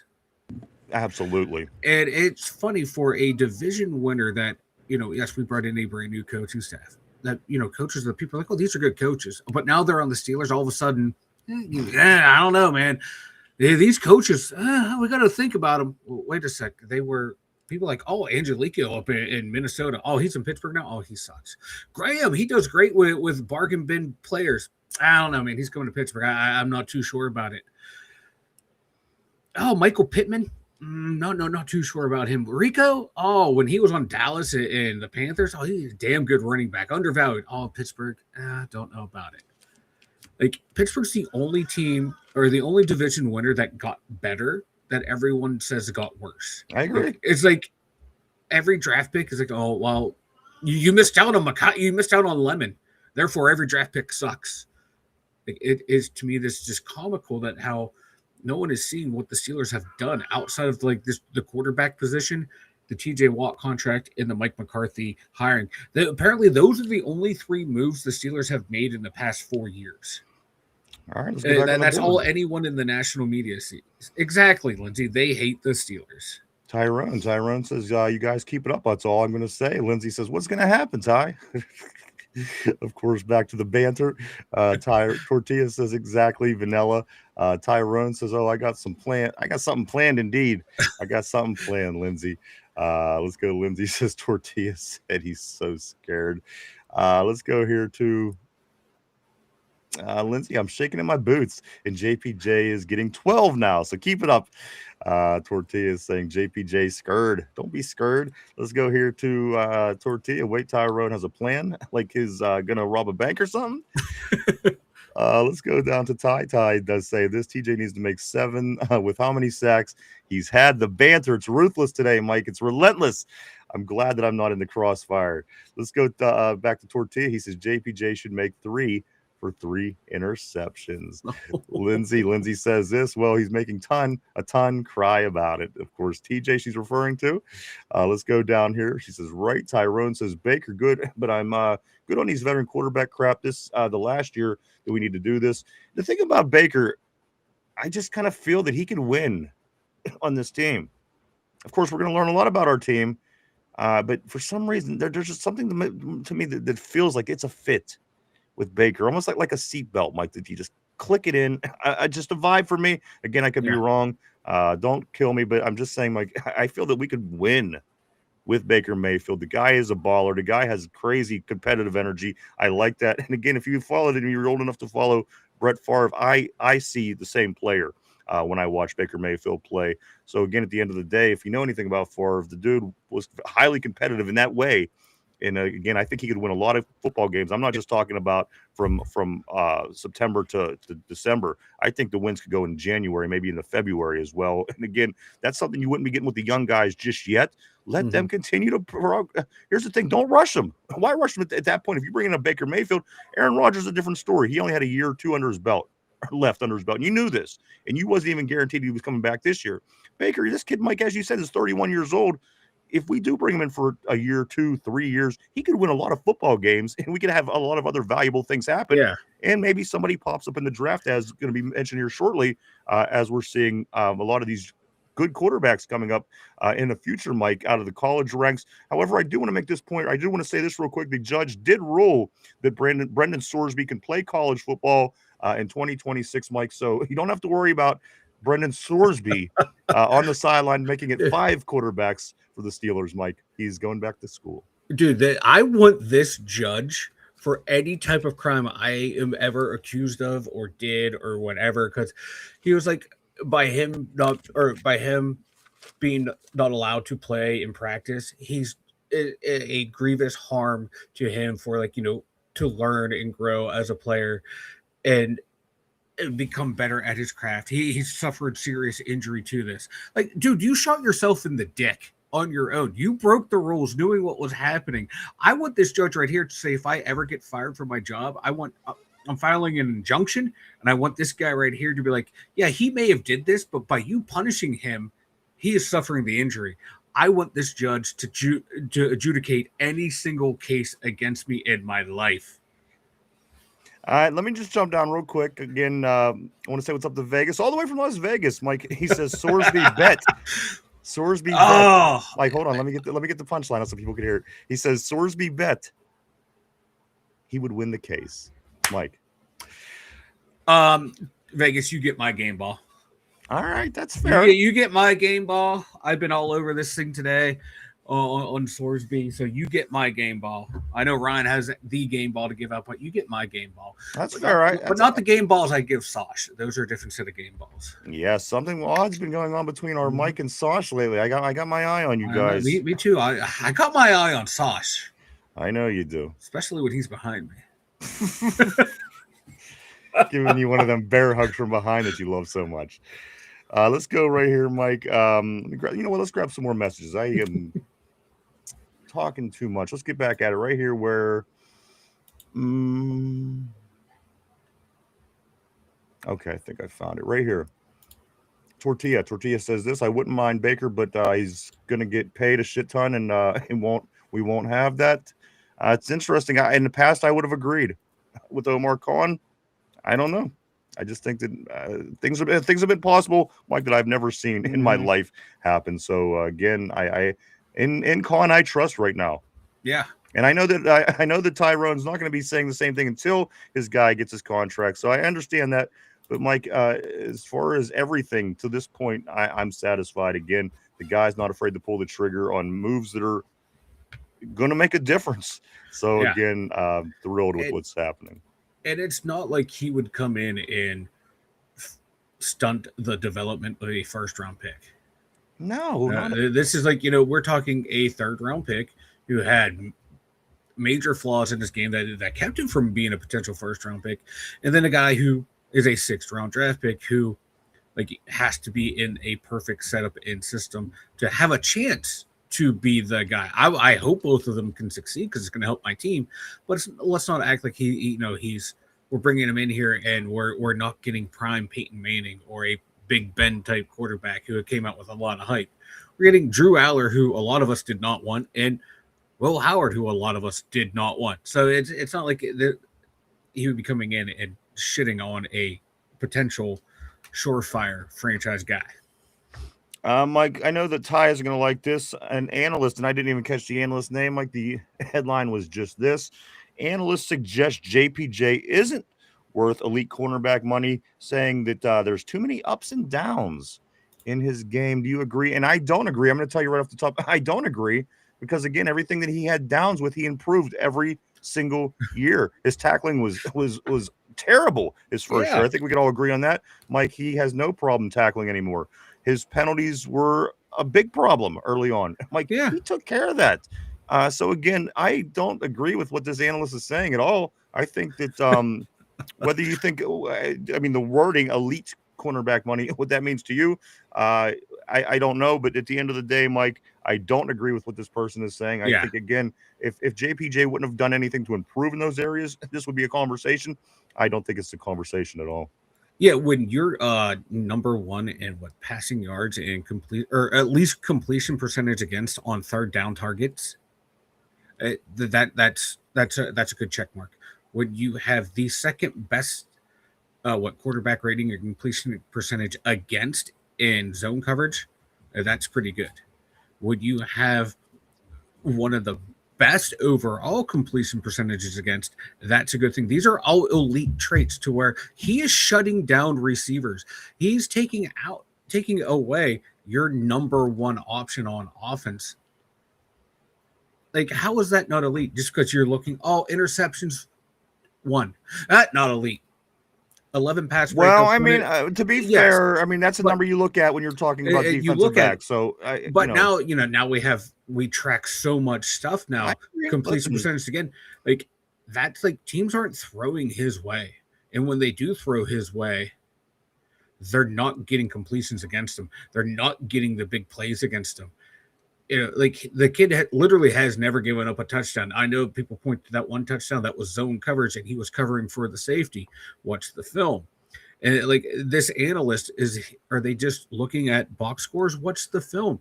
When the Steelers finally decided, hey, we're going to put him up against Jamar Chase, he's shut him down. Shut down Nico Collins, Puka Nakua, T. And Higgins. also, Mike, something that people are talking about how successful Jamel Dean was against Jamar Chase as well when he was playing with Tampa. So, Mike, certainly some things good there. One more thing about the defense, we have to get over to the offense. Yes, Mike, these numbers have to get better.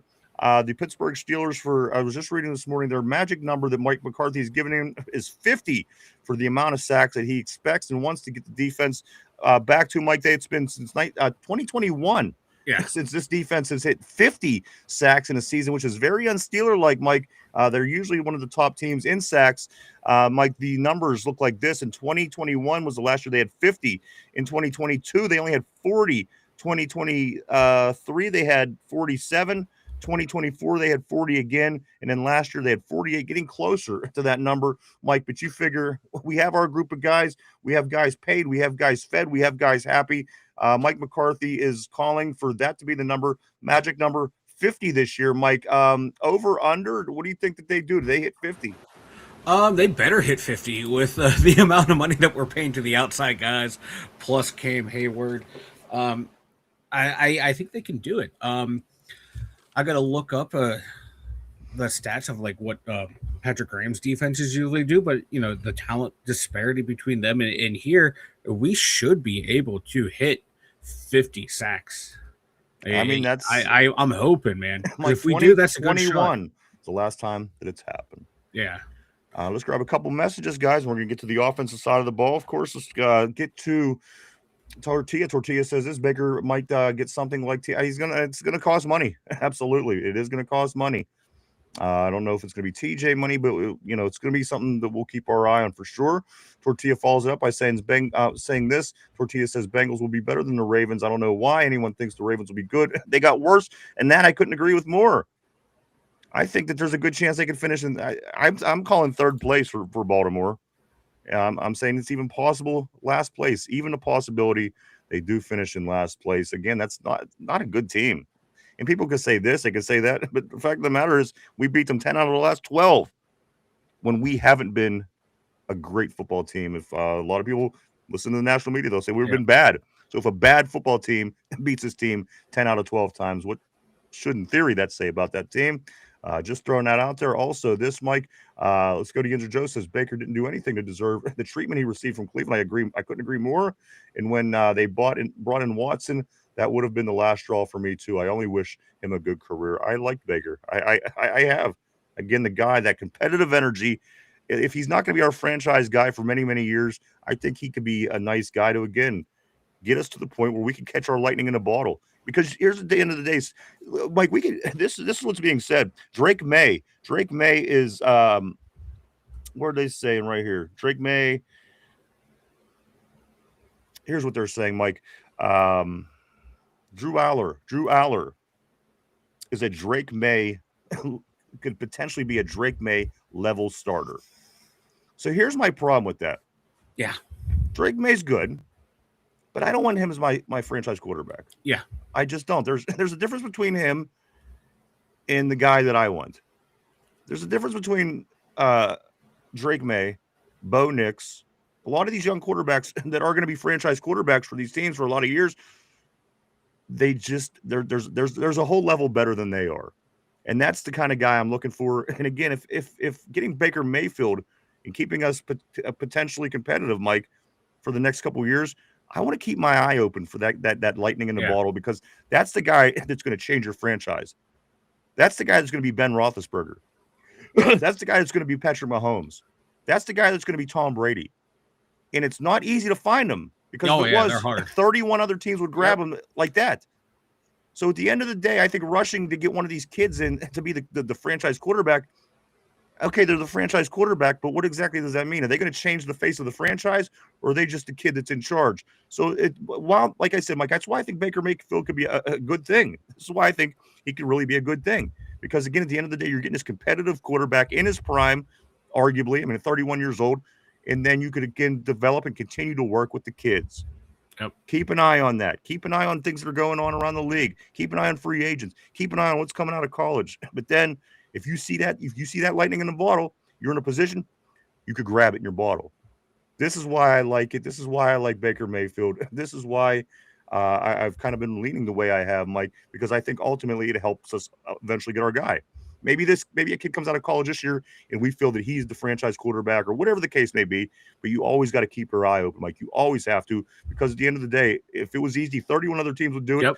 And guess what? They have their eyes out just like we do, looking for these big names players to change their franchise. Again, do you want a franchise quarterback, or do you want a franchise quarterback that can change the face of your franchise the way Terry Bradshaw and the way Ben Roethlisberger did it, Mike? In between, we had other quarterbacks who were good. We had Neil O'Donnell. We had Tommy Maddox did fine. We had Cordell Stewart. Those were franchise quarterbacks. Mike, the lightning in the bottle guys. This is who I think Steelers want. They want the next Ben Roethlisberger. And this is what I'm saying. You can't rush that to happen. And I understand it's taking a while, and it's going to the patience wears thin. But at the end of the day, do you want to be stuck with a guy who's not getting it done year after year after year after year after year? Can we tell the future? No. But at the end of the day, Mike, I don't see that quality in the quarterback I'm talking about in the two guys that we do have. I'm not bad-mouthing either of them. No. I'm not saying they're not going to have a good career. I hope they do. But at the end of the day, there's just a whole next level of quarterback, Yeah. and that's kind of what I Yeah. have my eye on. Yeah, like you said, no disrespect to Drake May. You know, he did take a team to the Super None, Bowl in his second year. absolutely. He looks shaky in the Super Bowl, but I'm sorry. I think a lot of young quarterbacks that aren't that guy would look shaky in that situation. Ben won the Super Bowl. He looked shaky, but he didn't look, I want to say, nervous and kind of like In the panicky the first way one, correct. in the first one, but he wasn't nervous or panicky. I think he was trying to do too much. Whereas like Drake May, the stage was too bright, or the lights were too bright for him. The stage was too big for him, but that might change in the future. But that game showed me if Drew Aller is a Drake May clone, the same things I hated about Drew Aller coming out of college, I saw in Drake May in that game. Bad throws, bad decisions in the big games, not playing up to the hype. And like you said, those guys could potentially beat, franchise quarterbacks. But like you said, there's the levels of franchise quarterbacks. Your top 5 that are always hard to find, and then a group of that now they're top 5, 7 quarterbacks that are all kind of nebulous that have those traits, but they don't have that, like you're saying, lightning in the bottle, the it factor to where I'm putting money on these guys that they are going to win me the games. Because like Josh Allen, Lamar Jackson, guys that put up great numbers, but when the lights are bright, what have they done? They've crumbled. I wouldn't want Lamar Jackson within 5 miles of my team, to be honest with you, but that's just me. But like him and Josh, they keep stumbling, and the ones that you see keep going. Mahomes, when Darnold, his first opportunity on a legit team with a legit coach, big moments. They were not too big for him. He might actually be one of those guys. We thought he was coming out of college, didn't look at it early, but you get him in a legit organization, he's looking good. So it's hard to find those guys. When you find them, get them.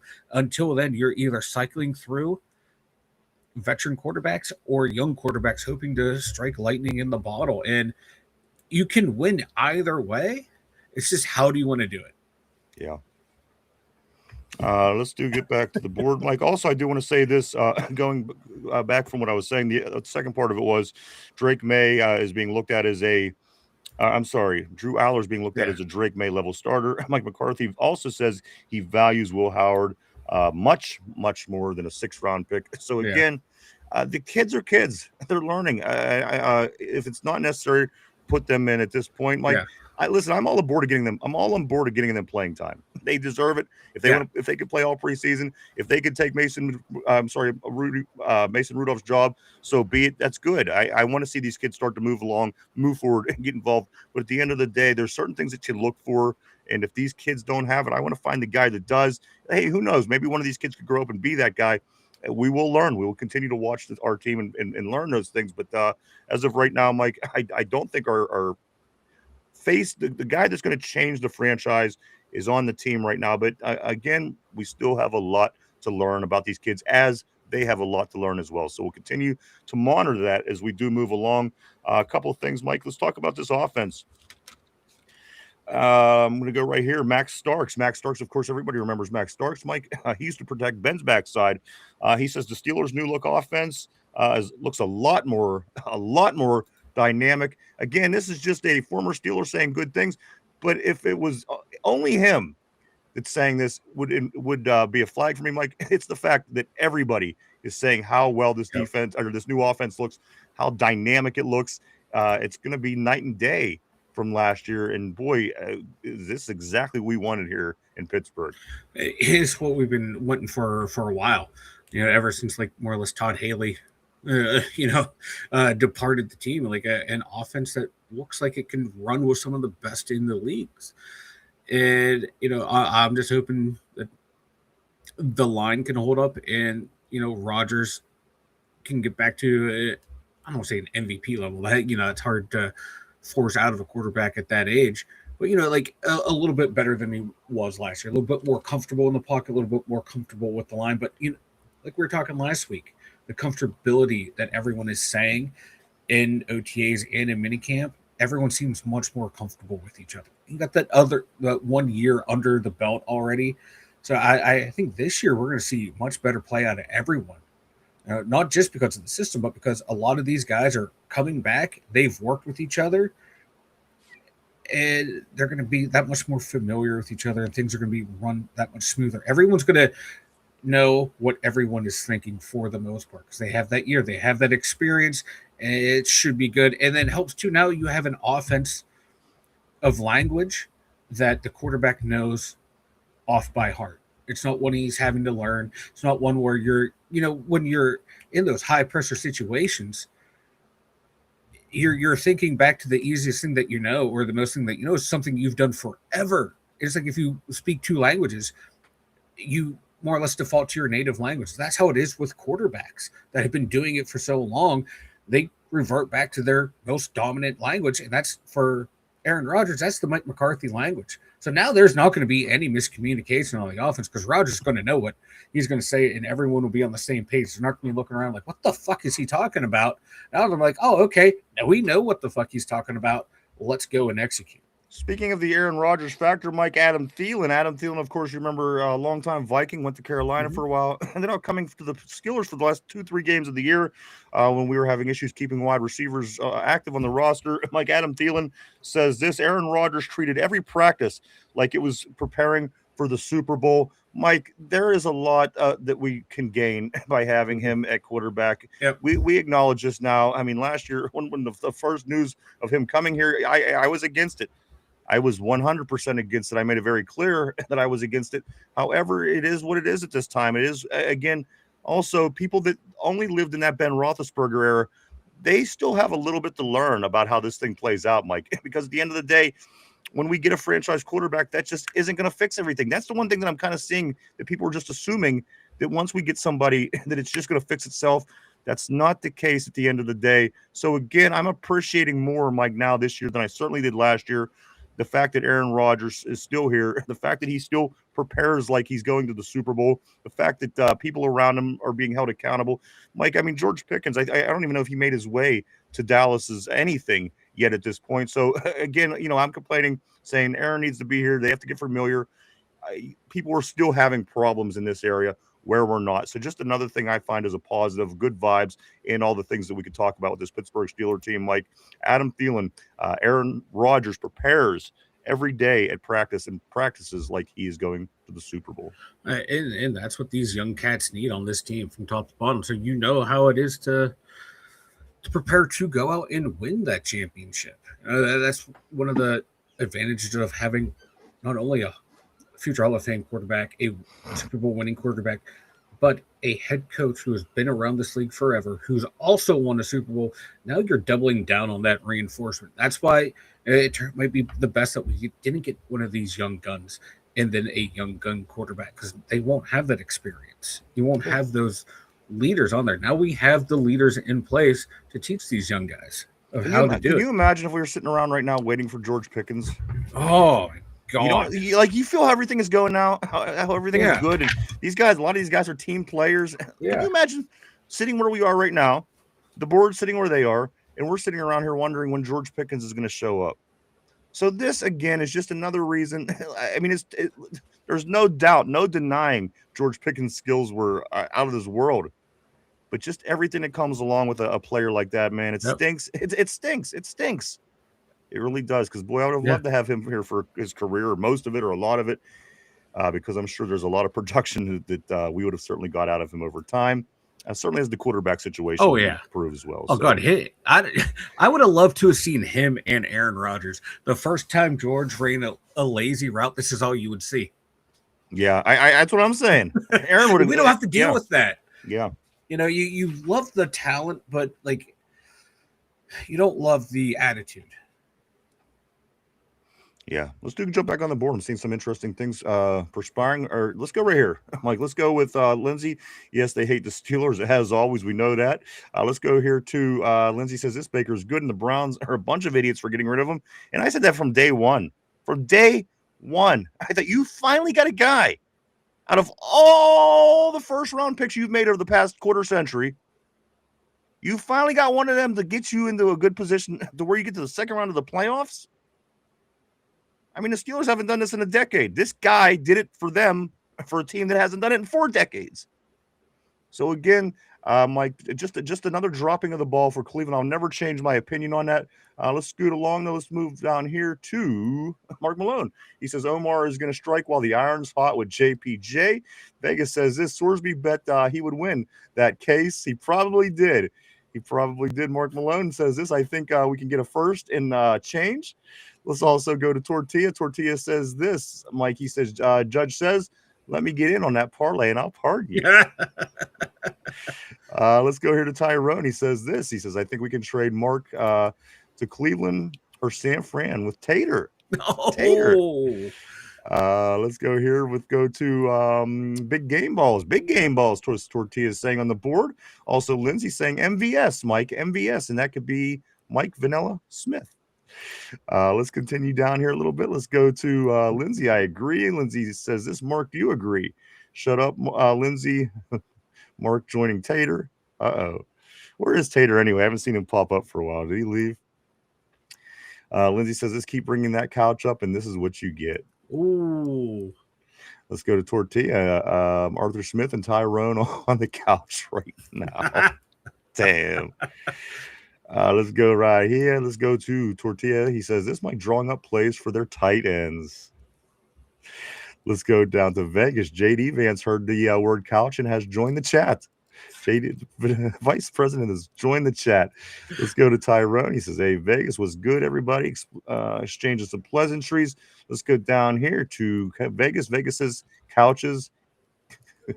Couches can't say no.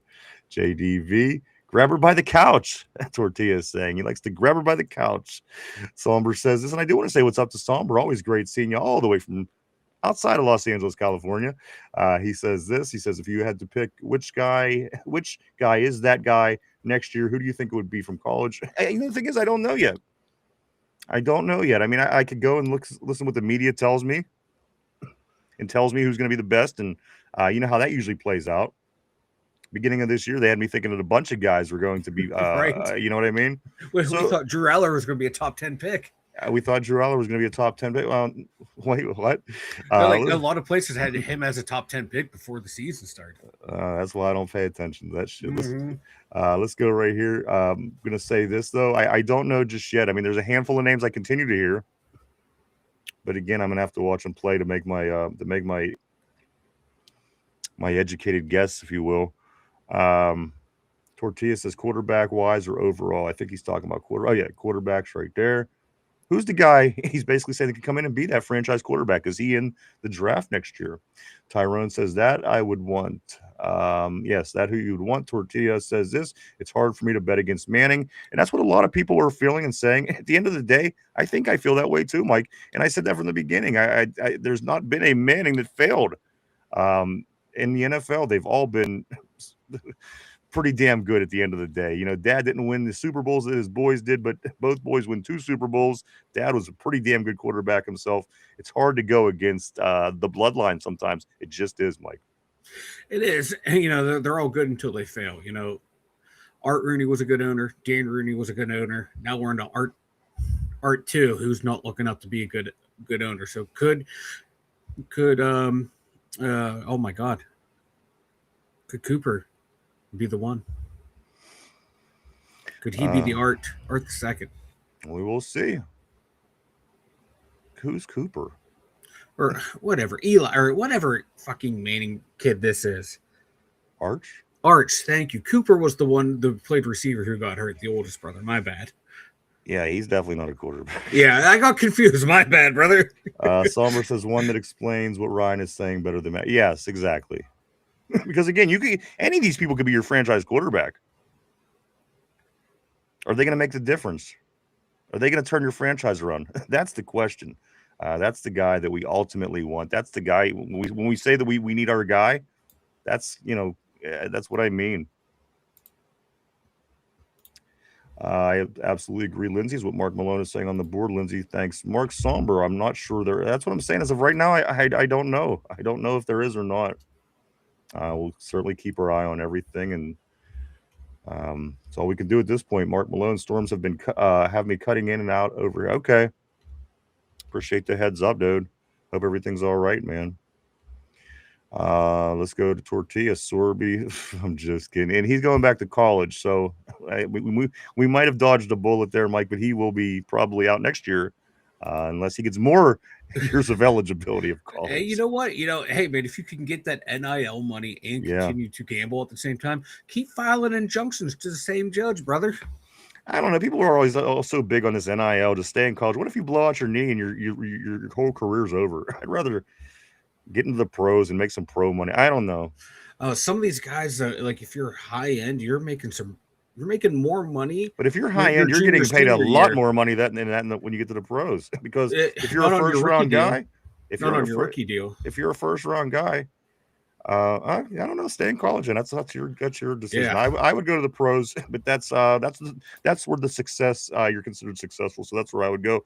Let's continue on the board right here to Mark Malone. He says this we could draft a franchise quarterback if we trade JPJ for the extra ammo. Somber says, yeah, my point is you never really know. I agree with you, Somber. Lindsay says this we definitely could. Mark Tortilla Jackson. Mike says this. It did move on me. Just got to catch up to it real quick. Tortilla. Where is Tortilla? Right here. Tortilla says this. We have enough capital to trade up for a quarterback without trading JPJ. You pay JPJ while you're not paying a QB. And that's one of the luxuries we have. We don't have any quarterbacks that's making any money. We have 4 quarterbacks, and we're paying them in McDonald's coupons. It's crazy. It really is crazy. So this is a luxury that we are having right now. So Tortilla says this. We have all of our picks. If you're getting a quarterback, spend them. Mark Malone, I'll take more than what we have to trade up in the first. Let's go here to Mark again saying this. Good. Going to need that other first for JPJ. Tortilla says we traded up to 10 for just a third and a fifth. Yinzer Joe says, I wonder how much Sorsby bet and won on his case. Maybe he's making enough money there, Mike. Maybe he's gambling in supporting himself. Who knows? 9,000 bets the dude placed. 9,000 bets. How old is he? I mean, is he allowed to bet? Is he allowed to gamble? Is he he's allowed? You're allowed to gamble, but you can't gamble on your own sport. And you're in college, you can't gamble on college football if you're a college football player. And when he on was other teams, what's the difference? No, you can't. It's one of the rules that you sign when you sign your. But what's the difference? What I'm asking. What's the matter if I bet on UCLA? It have nothing to do with me. I mean, see what I'm saying? It's irrelevant. It's a rule. I understand it's the rule, but it's irrelevant, is what I'm saying. It really has no say one way or another. Listen, if I'm a quarterback for Pitt and I'm betting on a game in UCLA, how does that have any relevance to anything at all? It has your irrelevancy other than it's like you signed Okay, I understand the rule. But no, I'm asking you, what's the relevance? I don't care what the rule says, what I signed. I'm asking what the big problem is that makes this a rule. Why is people so against this? Maybe you have, because if you're of legal age to gamble and you're not gambling on anything that affects you, what's the difference? Other than it can call into the question the integrity of the game. Like, okay, you bet on them, but are you also betting on your team? Are you betting against your team? Are you betting for your team? And if that case, are you going to go out there? No, I bet on my team. I'm going to go hurt on someone. Listen, I'm playing for Pitt, and I bet for you a better game on UCLA. But how does that affect anything? It doesn't affect anything except it that's goes all to I'm the asking. question of, are you betting on anyone else that we don't know about? Like maybe people that. What about the guys that aren't getting in trouble for gambling? Maybe they're betting on people, but they're just not getting caught. Oh yeah, and that's the whole big argument of these gambling sites getting in bed with these pro leagues and even the college leagues. I agree. I mean, I agree. You're gonna everything you're gonna look at now. We already are. That's what I'm saying. There's so many issues with gambling and questions around the league and just the way referees are officiating games. I don't care if a guy from Texas Tech's betting on a guy from UCLA. I just don't. Again, at the end of the day, I think there's bigger fish to fry because this literally has very little relevance, in my opinion, when there's things that are affecting weeks in, weeks out games, people betting, people gambling, people putting a lot of money into Vegas. Again, I think this is a minor part of the minor end of this whole situation. again, written down laws, whatever. I don't care. There's stupid policies and laws everywhere you go.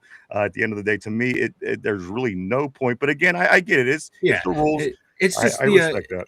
When he played for Indiana, he was betting on those games too, and that's like draws the integrity. Well, that's a big time problem. Absolutely. Yeah, that was the big thing. That's not what I'm talking about, though. You understand that, right? That's not what I'm even talking about. Yeah. Okay. It's just like if he was betting on, like you said, other teams, I don't give a fuck about that. Like I'm saying, in another conference across the country, has nothing to do with me. Yeah, exactly. That's my point. I'm trying to make. I think I think I misunderstood it first, but then we caught up to each other. All right, all good. Let's go here to that other first for JPJ. We did get that. We did get this. I think right here is where we are. Tortilla, you're going to get an extra pick. You would potentially not even spend. You just go draft another DB. Let's go right here. Tyrone says we're getting one of these quarterbacks next year. Somber says this, from what I've heard, it's a mix of Green Bay and Dallas terms with Angelicio Vikings stuff thrown in. Somber follows it up by saying a trifecta of sorts. Let's go down to Tortilla. Tortilla says this, no need to trade an asset we don't need to just pay more than we need to. Let's go right here to Mark Malone. Mark Malone says going to need some serious draft ammo to move up from where we will be picking next year. Mark Malone going to need to trade JPJ. Tortilla, we have the draft ammo. The draft ammo dummy is what he's saying. Lindsay says this. She says no, we might have to trade him. To be honest, let's see what else we do have here, Mike. Couple things. Let me ask you this, guys, before we do move along on the board.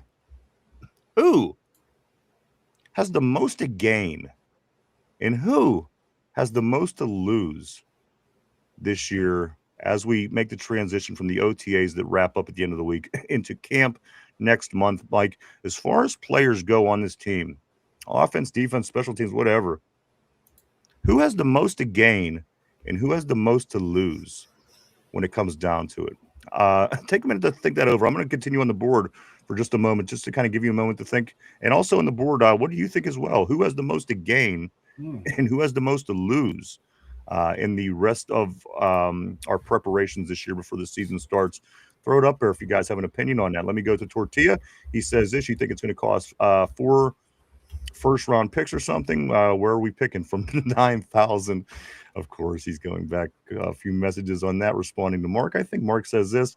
Mark says, no, we don't at Tortilla not to trade up from where we will be picking, I think is what he's saying, is we're going to have a good season, so we won't be getting that high draft pick. Let's go to Tortilla. Tortilla says this, brother, go look at trades and come back and tell me you're just high. Also, let's go right here to Tortilla again. He says this, it doesn't take a damn village to trade up. Mark Malone says this, probably a future 2 or 3. 2 firsts he's suggesting. Tortilla says we have that. Mark Malone, no, we just have 2 firsts and a future 3 or 3. Got to trade JPJ. Lindsay says we have to. Poor Ty. Man, can I? He's on a rough one right now. Can I just DoorDash him some Taco Bell or something? Right? I'm feeling bad. Let's go here to Tortilla says repeating yourself is a sign of autism. I'm not sure who that was to, but I can certainly it's like everyone on the board into you and I. Jesus Christ. This is the most autistic Steelers show I've ever seen. Right? Let's go right here. Mark Malone says got to trade JPJ. We got that. I actually skipped her. Repeat it. Let's go right here. Tortilla says this, but writing JPJ sucks on every paper. Okay, Mark Malone's what I missed. He says, how did I ever make it through a master's in cell and molecular biology? And Tortilla saying by writing JPJ sucks on every paper. Can you spell tortilla? Mark Malone says Tortilla says I can't spell, but I can brainstorm more than one way to do something. Let's go down here. Mark Malone says this smoking the bong doesn't count, dude. Tater says this. Tater back in the house. Tater says JPJ worth nothing more than a 6. Tortilla says this doing whip it is killing your brain cells, Mark. And that'll happen. That'll definitely happen. Mark Malone says, good. I could spare a few. Mike, I'm going to come back to you. The question I asked just a moment ago, which players for the Steelers have the most to gain and have the most to lose through the rest of this offseason in preparations for this year, Mike? Oh, got Roman Wilson. He Mm, can be on the most to gain. Uh, my God, he's entering what, year 3 now? Like, yeah. he should be on his way to already being. You would hope to know, like, hey, are we going to extend this guy next year? What kind of future do we see from him? There's none of that right now. So he would be one of my guys, because if he can ball out and force them to pay him and give him playing time over Bernard, that he has a lot to prove. If he wants to stick around here, obviously, we know Caleb Johnson. Like, can he even make the team? And last one I want to say, maybe Dalen Everett. Can he force the hand of the Steelers to give him more playing time over someone like Asante Samuel? And if he plays well, force himself into a starting lineup next year and bump down Jamal Dean to being a backup. Like, there's a wide range of guys, of like rookies, veterans, and some quote unquote bust that have a lot to gain right now. And I think those are 3 in the mix, 3 intriguing players to watch. Absolutely. No, I think Roman Wilson would be my pick if I was to say to have the most to gain. Maybe even Pat Freiermuth. Pat Freiermuth could gain a lot as well. Like some Mm-hmm. speculation this morning I'm reading. And listen, I believe either one of our tight ends could be the starting. It's just it's the title at this point, because either one Yeah. of these guys could start from week to week, just depending on what the coaches want to do, Mike. But Pat Freiermuth can certainly gain a lot of leeway this year, I think, in the new offense. I would assume, again, I don't know. Yeah. But the way things went last year, it's hard to say. But again, under the new coaching staff, we will learn about that. As far as who else, Patrick Queen, just not only for his performance for the Steelers, but for his own career. Let's just Yeah. say he does move elsewhere next year, Mike. He's going to want to put together a pretty good season this year, because it's going to come down to his money and what he's going to do in the future. So whether it be with us, whether it not be with us, I think he has a lot to gain, Mike, also, and again, a lot to lose, because he goes out and say he has a shit season. Yeah. Which he hasn't had. I mean, leading the league in missed tackles is one thing. Yeah. But at the end of the day, he still did a lot of things good. So again, I think for him, Mike, he can either gain, or he has a lot to lose, and he has a lot to gain this year, Mike. On the defensive side, for me, is Patrick Queen. Yeah, he has a lot to gain too. And yeah, and most to lose. I forgot to answer that part of the question. Like people like Mason Rudolph, Yeah, he can lose a spot. And I know I had him in most to gain, but also most to lose. I'm also thinking of Caleb Johnson. he was my He very could lose first a roster spot. I know. And maybe even the way they've been talking about it, Will Howard too. Because if Mason has a good camp, Aller has a good camp, are you going to keep 3 quarterbacks? Could Will Howard be it? So, He's not going anywhere. he's not going anywhere, but he could be on there. You never know how cutthroat the NFL can be, but you never know. But it's funny though, like Caleb Johnson, most to gain, most to lose, man. He might be number 1 in both categories. Now the real answer, because I don't care at this point, at this point in his career, Mike, I don't care, because Caleb Johnson's literally done nothing for me yet. Yeah. This one here, how about this one? TJ Watt. What if he comes on? Here's the thing: they're moving him around a lot, Mike. Mm-hmm. They're putting him in They're putting him in positions to make plays that he wasn't making before. Mm-hmm. Now, I know I asked, this is the most to gain and the most to lose in preparation for this season. But just all in all, with that included in the season, Mike, this goes a long way for TJ Watt, whether, the people go against him moving forward, because obviously a lot of the news that's being talked about in Pittsburgh that we've been talking about for 6 months now, they're just now getting to. That's going to be the case if he comes out and has a listen, let's say he comes out and has 6 sacks this year. Yeah. People are going to be screaming. But let's say he comes together and puts together 16 sack season. So again, I think just for him and for the sanity of the fan base and everything that comes along with him, Mike, I think he could gain or lose a lot just depending on the kind of season that he has. Oh, big time. And I'm right there with you, brother, because if he comes out and has a monster season, I'm not gonna bitch about him. I'm not either. What 2.5, 3 years ago, I was defending his ass. Now I'm sitting here holding his ass accountable because that's what it takes. And if he comes out and lays an egg, I'm gonna double down on my accountability to him. But if he starts playing the way he once did, I'm gonna be there. I'll be his biggest cheerleader. That's what it takes. That's what it deserves at that point. Let me tell you a secret. I was a Neil O'Donnell fan. Yes. And I liked him a lot. And then he threw them Super Bowl, them interceptions and lost the game. Guess what? Then I hated him. Yeah. It's that simple. If you do good, people are going to like you.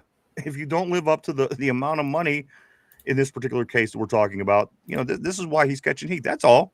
Yeah. It's not people don't like the guy. He's not an unlikable person. The fact of the matter is we as fans look at that and say, okay, well, he's making this much money.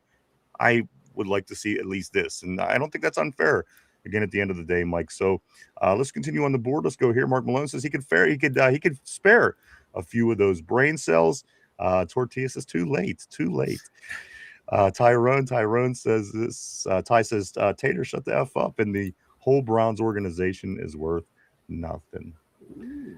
Let's go here to Lindsay. He's not a Browns fan anymore, Tyrone. That is crazy. I can't believe it. Tater is a 49er fan. Let's go here to Tortilla because maybe you have inside information about your team. Okay, going back to the gambling. Yeah, but can't anybody? I mean, it seems like it should have more chapters of why gambling. At the end of the day, if you're 21 years old, you're legal to gamble. That's what the Constitution. That's what you're allowed to do. I know that you have a policy in your NFL and this, but at the end of the day, I think it should be broken down and it should be dissected a little bit more. That's just me. Let's continue down on the board right here to this right where Tortilla says maybe you have a buddy on UCLA who told you. Yeah, but I mean, can't that be the case for anything then? Maybe I know a guy that is a backup is a corner defensive back coach for Cleveland. Maybe I gave him some secrets. I'm not gambling. I could call him on my phone and tell him secrets. So at the end of the day, I don't know. Let's go here to Tortilla. Tortilla do be saying this on the board. Tortilla says this. I just know that why these leagues are sponsored by the damn guy. Okay, you don't know. And listen, that's my initial take. I hated it when it started. But now that it's here, I guess I have to, revise my opinions. He says, I just don't like why these leagues are sponsored by the damn gambling sites. That seems like a conflict of interest or something. It 100% does. Well, my favorite is you'll have places like ESPN and they have their own gambling site and they'll have this article broken down about, Sorsby, bet on the game. Is it calling the league into question? Click this article and hey, don't forget to go to our bet app and put in Sorby 15 for 15% off. Yeah. It's like the hypocrisy that goes on right now with all this stuff in here. It makes me laugh. I'm all for gambling. It's become the storyline of the United States of America, Mike. Everybody is a hypocrite. Believe me. If you follow social media at all, you see real quick how that certainly applies. Let's go to right here. Special teams for sure, Lindsay says. Let's go to Ronald. Ronald, always great seeing you. He says, trade up for who? I remember just 6 months ago, people were saying Tomlin and the Steelers were so hot for Lenore Sellers. Now, look, Sellers is barely a fifth round. And that's what I'm saying. I can't make the call until I see this play out. I just can't. I mean, it's impossible. You could create the buzz with your take. But isn't that what everybody that really doesn't know what they're talking about is doing? Just throwing it out there. Let's go right here to Tyrone. My man Tyrone says this. He says, it is what it is. It's not. I'm used to. They all want him gone. Bet. Let's go here to Somber. Somber says Patrick Queen, most to lose, Muth, most to gain. I agree on both of those. I really do. I mean, this is a big fork in the road for Patrick Queen, Mike. Again, whatever happens this year is going to affect him, whether it's in the black and gold or elsewhere. So I hope that he has a good year, and you'd expect it as well. You'd think, right? You would think. I'm hoping he has a major bounce back, and it's the way the defensive game plan is going to be totally different. Maybe this will allow Queen to play more effective, faster, looser. This is probably not going to make him tackle any better, but maybe he'll be there earlier to get into a better position to tackle. Right. Maybe he won't have to fight off offensive linemen to make the tackle. So you never know what's going to happen. You never know like what's going through their head when they're out there, what they're thinking when they're trying to make that tackle. Shit like that. All the little things that go on in the game. So hopefully the game plan and the scheme will help someone like Queen improve. Let's go right here. Aaron, always great seeing Aaron with the Rockets. Here we go, Steelers. Hope you had a great weekend, my friend. We were just 97 days away from the kickoff here in Pittsburgh, Pennsylvania. I know we're all getting a little bit more excited every day that goes by. Mike, again, can you even believe that we're already past the first week of June? Mike, this will be wrapping up the first half of the year when this month concludes. Insane. It truly is.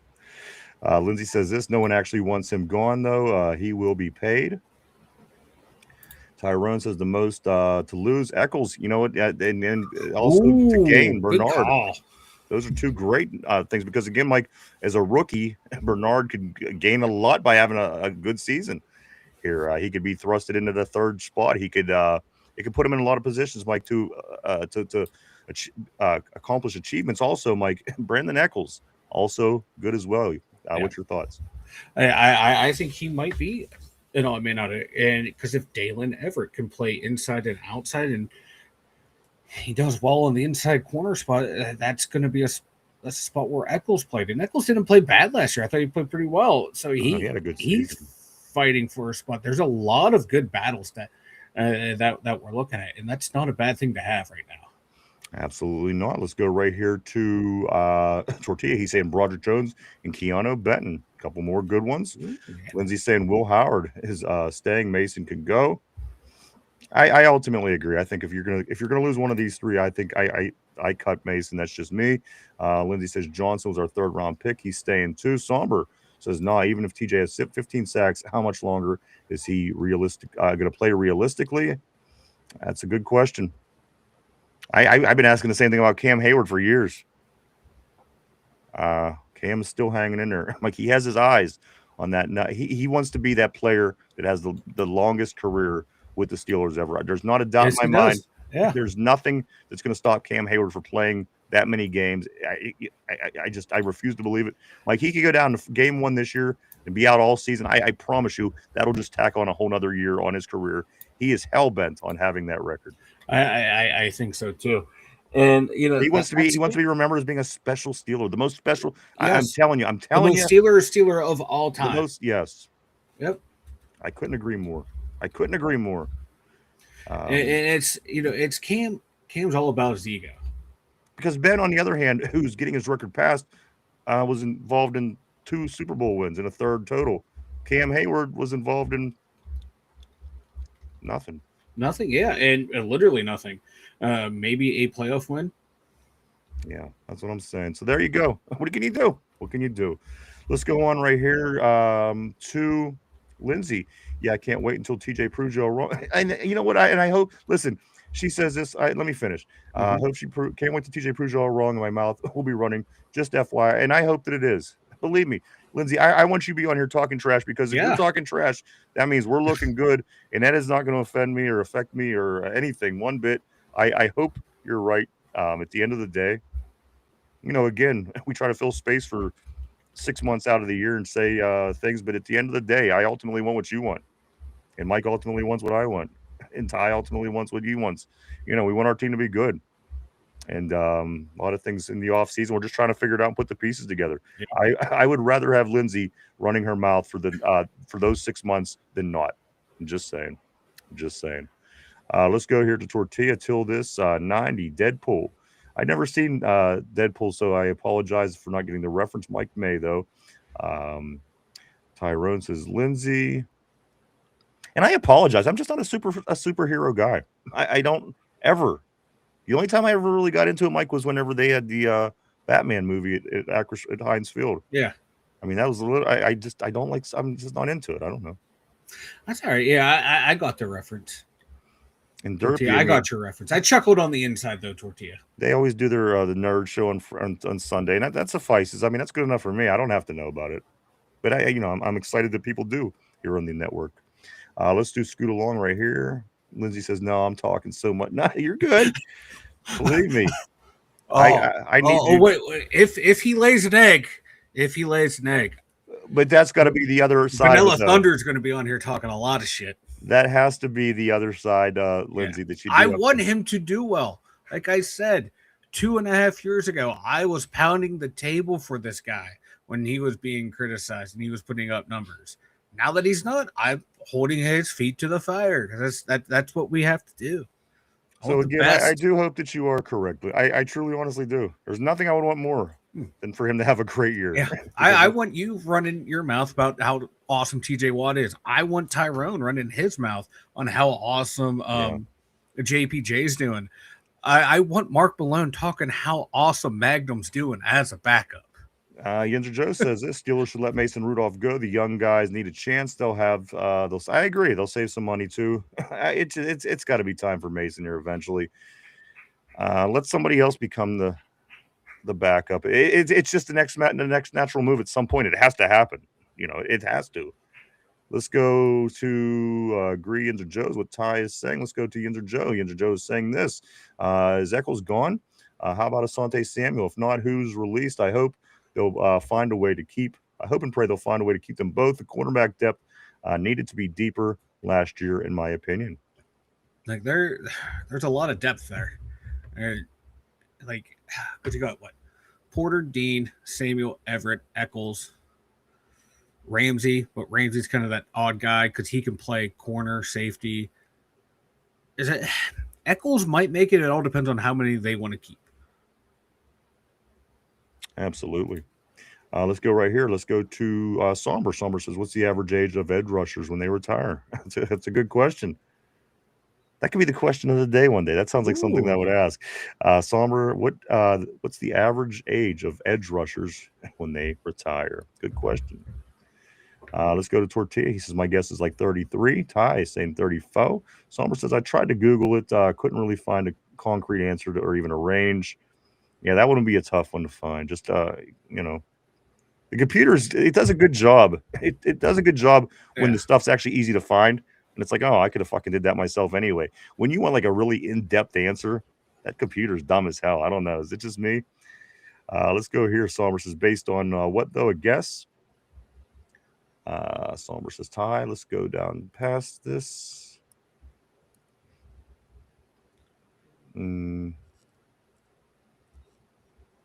Okay, right here. Lindsay, I think TJ plays 2 more years, to be honest. Tortilla says, Google AI gave me 2 different answers when I looked it up, 29 to 33. And then the second one is 31 to 35. Yeah, that's what I found too. Like the most common was usually around 31 is when they start declining and like they start retiring right there. And some of them hang on to like 36, 37 range. So usually you're more or less effective until you're like your real early 30s. Then, the wear and tear of the league just takes away your effectiveness. We're starting to see it on some of these guys, man. Their speed is going away. Lindsay says this: you've been talking shit on TJ, Mike Vanilla. Also, Somber says, gotta love AI. I know that's something like when I do that for a trivia question. Sometimes it gives me one answer, and then like I'll ask the question, and we Google it, and it gives you like a totally different answer.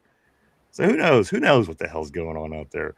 Let's go to Tortilla, bro. It gave me a third answer, 28 to 23. Like, is Benjamin Button out there? Yes. 28 to 23. Dr. Seuss AI is what Tortilla is saying. Somber. Oh, okay, Tyrone. I just saw your message. Yeah, I don't know either.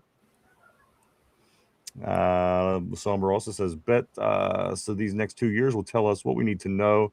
And then finally here on the message board, I do want to say what's up to 007 on the board. As always, great seeing you, brother. He says this: Mercedes Lewis is the oldest tight end in NFL history, setting the record by playing into his age 41 season with the Broncos.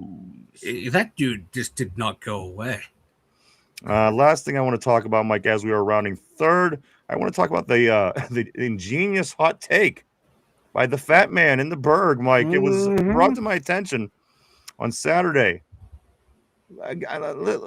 Summer says this. We'll see how many snaps Lewis gets. Guys, so our professional media the really fat one, he comes out the other day and says, "What, Mike? What did he say?" He said that the Steelers are all in this year. So this was the new hot take from the fat man. No shit. We didn't bring in Jamal Dean. We didn't bring in Michael Pittman. We didn't bring in Rico. We didn't bring in 15 fucking guys to stay competitive. And shit breath up there saying, like, now, on June 6th, 7th, or 8th, whichever day it was, is just now saying that he believes that the Steelers are all in. This is all I'm saying. Fucking ridiculous, Mike. As always, I'm not going to go on and on. Yeah. Just again, what people turn to every time Yeah. they want to hear their Pittsburgh sports news. Yeah. Mike, he's just now saying that the Steelers are all in. My bad. I thought that we were fucking again. Point proven, Mike. Go ahead. Yeah, and like we've been talking about this for years on here. They're building a team ever since Colin and Weedle took over. Like you and I say, building the lines, adding veterans on these short-term deals so in and out to remain competitive while having good drafts, stacking it. We just thought like this would be the year they would get their franchise quarterback in the draft and that would take off. So no, we're just running it back with Aaron Rodgers as a placeholder. And it looks like we're all in because of these moves we've made. No, this is what we've been doing since Colin and Weedle took over. It's just now the talent is there to where we can make a serious run. We thought it would just be with our young gun, not the old retired hand. Like how anyone can say, oh, they've gone all in this year with a straight face. Who covers the team on a daily basis either is disingenuous or does not know what they are talking about. And I don't know which one is scarier. Yeah. Somber says they just drafted Justin Jolly. And finally, Tortilla says Kabuli ate all the hot takes. I meant hot cakes. You know what? And I got to throw an extra game ball there on that one. It was funny, made me chuckle. Tortilla, Mike, go ahead and tell us about the website. Head on over to the2dumyinzers.com. We got all your fun articles over there. We got all your social media links for Ryan and I. And if this is your sort of thing, we got the merch store. So check it out at the2dumyinzers.com. Go check it out, people. A lot of cool things over at the website. Again, Mike does a lot of work over there at www.d2dumyinzers.com. That's www.d2dumyinzers.com. Question of the day. A lot of talk, of course, Mike, lately and moving forward about JPJ. So I'm going to keep it in the position and have a cornerback question for the day, Mike. We're going to stay with the cornerbacks. Put on your thinking caps, everybody. Mike, put yours on as well. Here we go. Question of the day. How many regular season interceptions did Ike Taylor have in his career? Of course, JPJ's interceptions is a topic of conversation. So the question of the day, how many regular season interceptions did Ike Taylor have in his career? Of course, always known for having a couple of nubs at the end of his arms, not completing a lot of these interceptions that maybe he should have had. Question at the end of the day, Mike, is this what? I'm sorry. And my kid walked by, stopped, stood at my door, stared at me, looked at me, and goes, just rolled his eyes at me and walked away. I'm sorry. All right. So the question of the day is this: how many regular season interceptions did Ike Taylor have in his career? Again, Mike, JPJ has what's he have? 1, 2 at this point? I don't know. 2. I think he had 2 last year. All right, so I'm seeing some different answers on the board, Mike. This is what's being said. Tortilla is saying 8. Yinzer Joe saying 15. Ike Taylor had 15 interceptions in his career in regular season. Also, Tyrone is saying 24. And it might have been Mike eating the hotcakes as well. Yes. Whoa. Mike, you focus. You just focus on what you got to focus on. I'm trying not to look at as you get sidetracked and everything else. What, Mike? What's the amount of interceptions Ike Taylor had in his career? And you want me to give you a hint? Yeah. He played from 03 to 14, like 11 seasons with the Steelers. If that makes it any easier for you, in 11 years with the Steelers, Mike, how many regular season interceptions did Ike Taylor have? Take a minute to think it over. We're live 5 days a week right here, Monday through Friday, 11:30 a.m. to 3 o'clock p.m. every day right here on the Tube. On the Tube. Mike, he had a 12-year career, Andrew Joe's saying, from the years 03 to 14.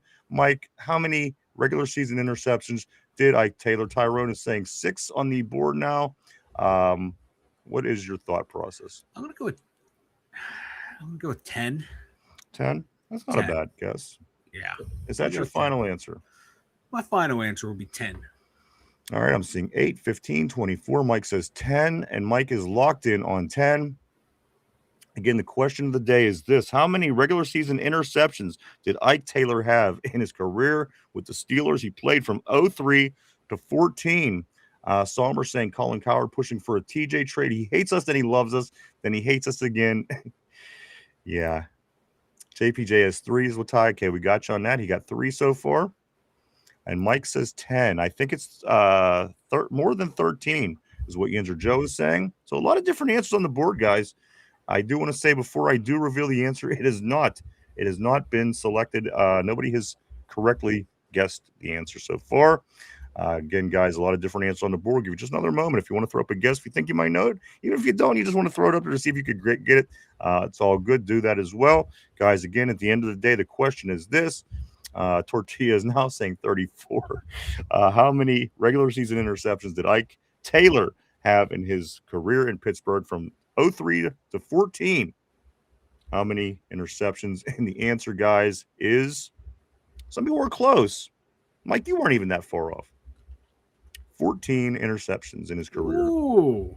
14 interceptions in his career with the Steelers in the regular season. He also had postseason interceptions as well. As a matter of fact, a big one to send us to the Super Bowl or somewhere abouts, I do recall at one point. Regular season interceptions, guys, 14. Ike Taylor in his career. Mike, will Joey Porter Jr.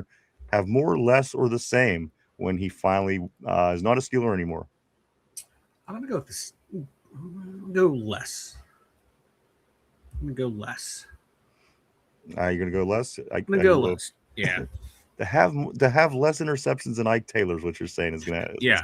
Like they both have generational bad hands. All right, interesting. Technically, Yinzer Joe wasn't wrong. You're right. He could have said more than one, and anything would have certainly got him the answer correctly. I was over and under. Yinzer Joe says, let's go to Chad. Always great seeing Chad on the terrible board. My man, Chad Schrader. He says this: what's up, Ryan and Mike? Here we go, Steelers. Here we go, baby. I couldn't agree with you more. I'm ready. And Chad, as we were saying earlier, there's only 97 days till the Steelers kick it off at home to start off the season. So, guys, Mike, again, I remember being 97 to 100 days away from the draft. It'll be here before we know it. It really will, guys. The summer is underway. Chad was saying less on that one, Mike. Also, Tyrone is saying 11. What else do we got going on? What else we got going on here? Mike, OTAs today, OTAs tomorrow, OTAs Thursday, OTAs Friday, and then that will wrap up OTAs for the year, Mike. And then we'll be back at camp at the end of July here in Latrobe. Actually, not here at all, Mike. But there is 97 days. OTAs this week are going to wrap up, so we're getting there. We're getting there slowly but surely. It's getting closer every day. I can't wait. You know, like I keep saying, man, I want to hear the pads pop and helmets cracking. I want to see fights. I want to see fire. I want to see what this new offense can do, this new defense can do. It can't get here fast enough, dude. But thankfully, we do have the best Steeler fans out there here every day to talk to. You guys are just the best, man. And you're making they made the off season so much better, dude. Absolutely. There's nothing I'd rather be doing. Believe me, if there was, we would be. That's the thing. I just love everybody here. Love what we're doing. And again, we're having a lot of fun with it. So let's look right here, Mike. I'm going to look back at Chad. Chad is saying less. So that's on the interceptions with Joey and Ike is what he's saying. So he's saying less than. He's saying about 11. Tyrone is saying about 11. He's saying more. Joe says he'll have more pass breakups than Taylor. I'm sorry, like Taylor did. Tyrone, my man, we appreciate you, sir. Great show, you bastards. As always, we appreciate you, Ty. And then Yinzer Joe says this. He says, just because he can't catch. LOL. Totally understandable there, guys. We will be back tomorrow at our regular time to get into a whole lot more. Mike will be following the stories from today that happens in OTAs. We'll be getting ready for tomorrow at OTAs tomorrow. And then again, Mike, they'll be off Wednesday. They'll be back Thursday, Friday. And that will wrap up the last session of the OTAs, as again, we're just 97 days away from the Steelers kicking it off in the regular season at Acrisure Stadium, Mike. The home game to kick off against the Atlanta Falcons. I can't wait. I cannot can't wait. wait either. I can't wait. You can taste it. You can smell it. You too, Yinzer. Joe, thank you so much, brother. A couple things before we do get ready to take off for the day, Mike. As you are enjoying your summer, as I'm sure most people are, guys, do stop by. Get if you need refreshed in the summer heat, Mike, stop by and get yourself some Duquesne Pilsner. Everybody, it's now available in 6 and 12 packs at Giant Eagle and wherever cases are sold. The people at Duquesne Pilsner are always helping us out with things, so we like to do the same for them. Swing by, pick up some Duquesne Pilsner. If you're not a big beer drinker, that's fine. Go check them out on social media. Hit the follow button. It'll all help them guys out over there, and I'm sure they will appreciate it. And Mike, we always do have Duquesne Pilsner here in the studio on tap for every event that comes along, made right here in Pittsburgh. I do want to say, Mike, it says on the can, grab a Duke. Grab it, Duke. Also, guys, as people are on the way out, I do want to say everybody have a great day. In case we don't catch you in case you're not sticking around to the end, hope everybody has a good one. Vegas, Tortilla, Yinzer Joe, everybody, have a great day. Mike, a few more things before we do wrap it up, though. I'm going to say this, along with Duquesne Pilsner, you can always check us out on social media as well, as we are on Facebook, formerly known as Twitter, Instagram, Threads, and even TikTok. Swing by and hit the follow button. Keep up with what's going on with the two Dum Yinzers on a day-to-day basis. And finally, if you haven't yet, do hit the like button down below. Hit the like, hit the share, the sub, comment, anything like that will help. Certainly will help in the algorithm and help the show out. And we appreciate it all. Thank you so much, Mike. Your thoughts on today's show? We're not all in, Kamoli. We've been building to this moment. Just hand in your press credentials. You're an idiot. Omar Khan, get JPJ extended, because obviously you've shown that your negotiating skills are legendary. Your contracts are I don't know what they are other than amazing, because like we talked about, how like these big contracts you just handed out are 2-year deals. Basically, you can figure something out with JPJ.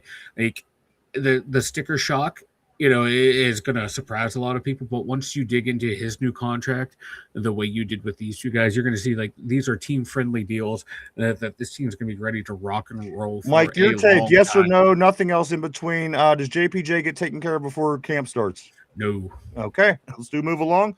I do want to say this. I thank you for your take, Mike. Yep. I do want to say this, guys. We do appreciate everybody. We want to say thank you, everybody, for coming and hanging out and checking us out today. We surely appreciate each and every one of you.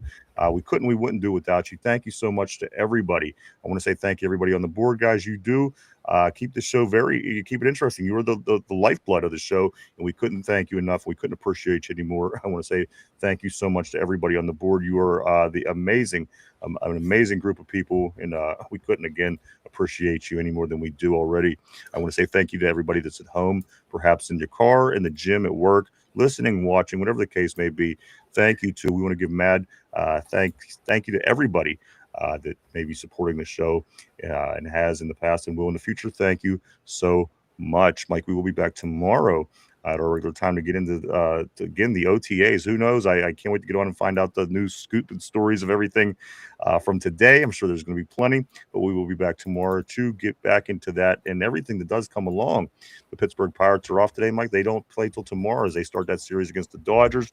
But finally, the NBA does have a game. This is game 3, Mike. This one's at Madison Square Garden. The Spurs down 2-0. They are traveling to New York City to play the Knicks tonight, Mike, in game 3 of this series.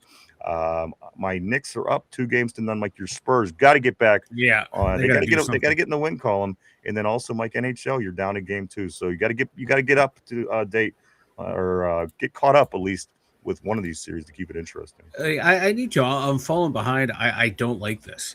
I can handle it if if my Spurs won a game, but they haven't won, and I'm getting itchy. I'm getting twitchy. I don't like this. All right, so there you go. Check that out tonight. Again, what else? Monday. Wrestling. If you're a wrestling person, check out your wrestling tonight too. But we will be back tomorrow at our regular time to get back into it all right here on the Two Dum Yinzers. Mike, I'm just going to swing around here. Speak now, forever hold your peace. Anything? I got nothing. Have a great day, everyone. Yes, guys, have a great one. Try to keep cool. I know it's getting hot out there, and I know the weather isn't exactly great everywhere. So if you are in areas where there are dangers or warnings, do stay safe and get to wherever you need to. Because, again, you don't get another one of these lives, just one. So, guys, I hope everybody has a great Monday. Stay safe. We can't wait to see everybody back tomorrow for more Steelers Scoop and Talk. That will all be coming up on Tuesday, June 9th, right here tomorrow. We hope to see everybody then. I do believe that's it. Thank you so much for Somber Tortilla. Everybody saying bye. Peace on the board. Peace to you as well. For everybody here at the show, for Derpy Finch, RB Chop, Mike, myself, the two Dum Yinzers, I do want to say, guys, have a great Monday. Stay safe. Peace and love. Peace and love. Peace and love. We'll see you tomorrow. Have a great day. Bye-bye.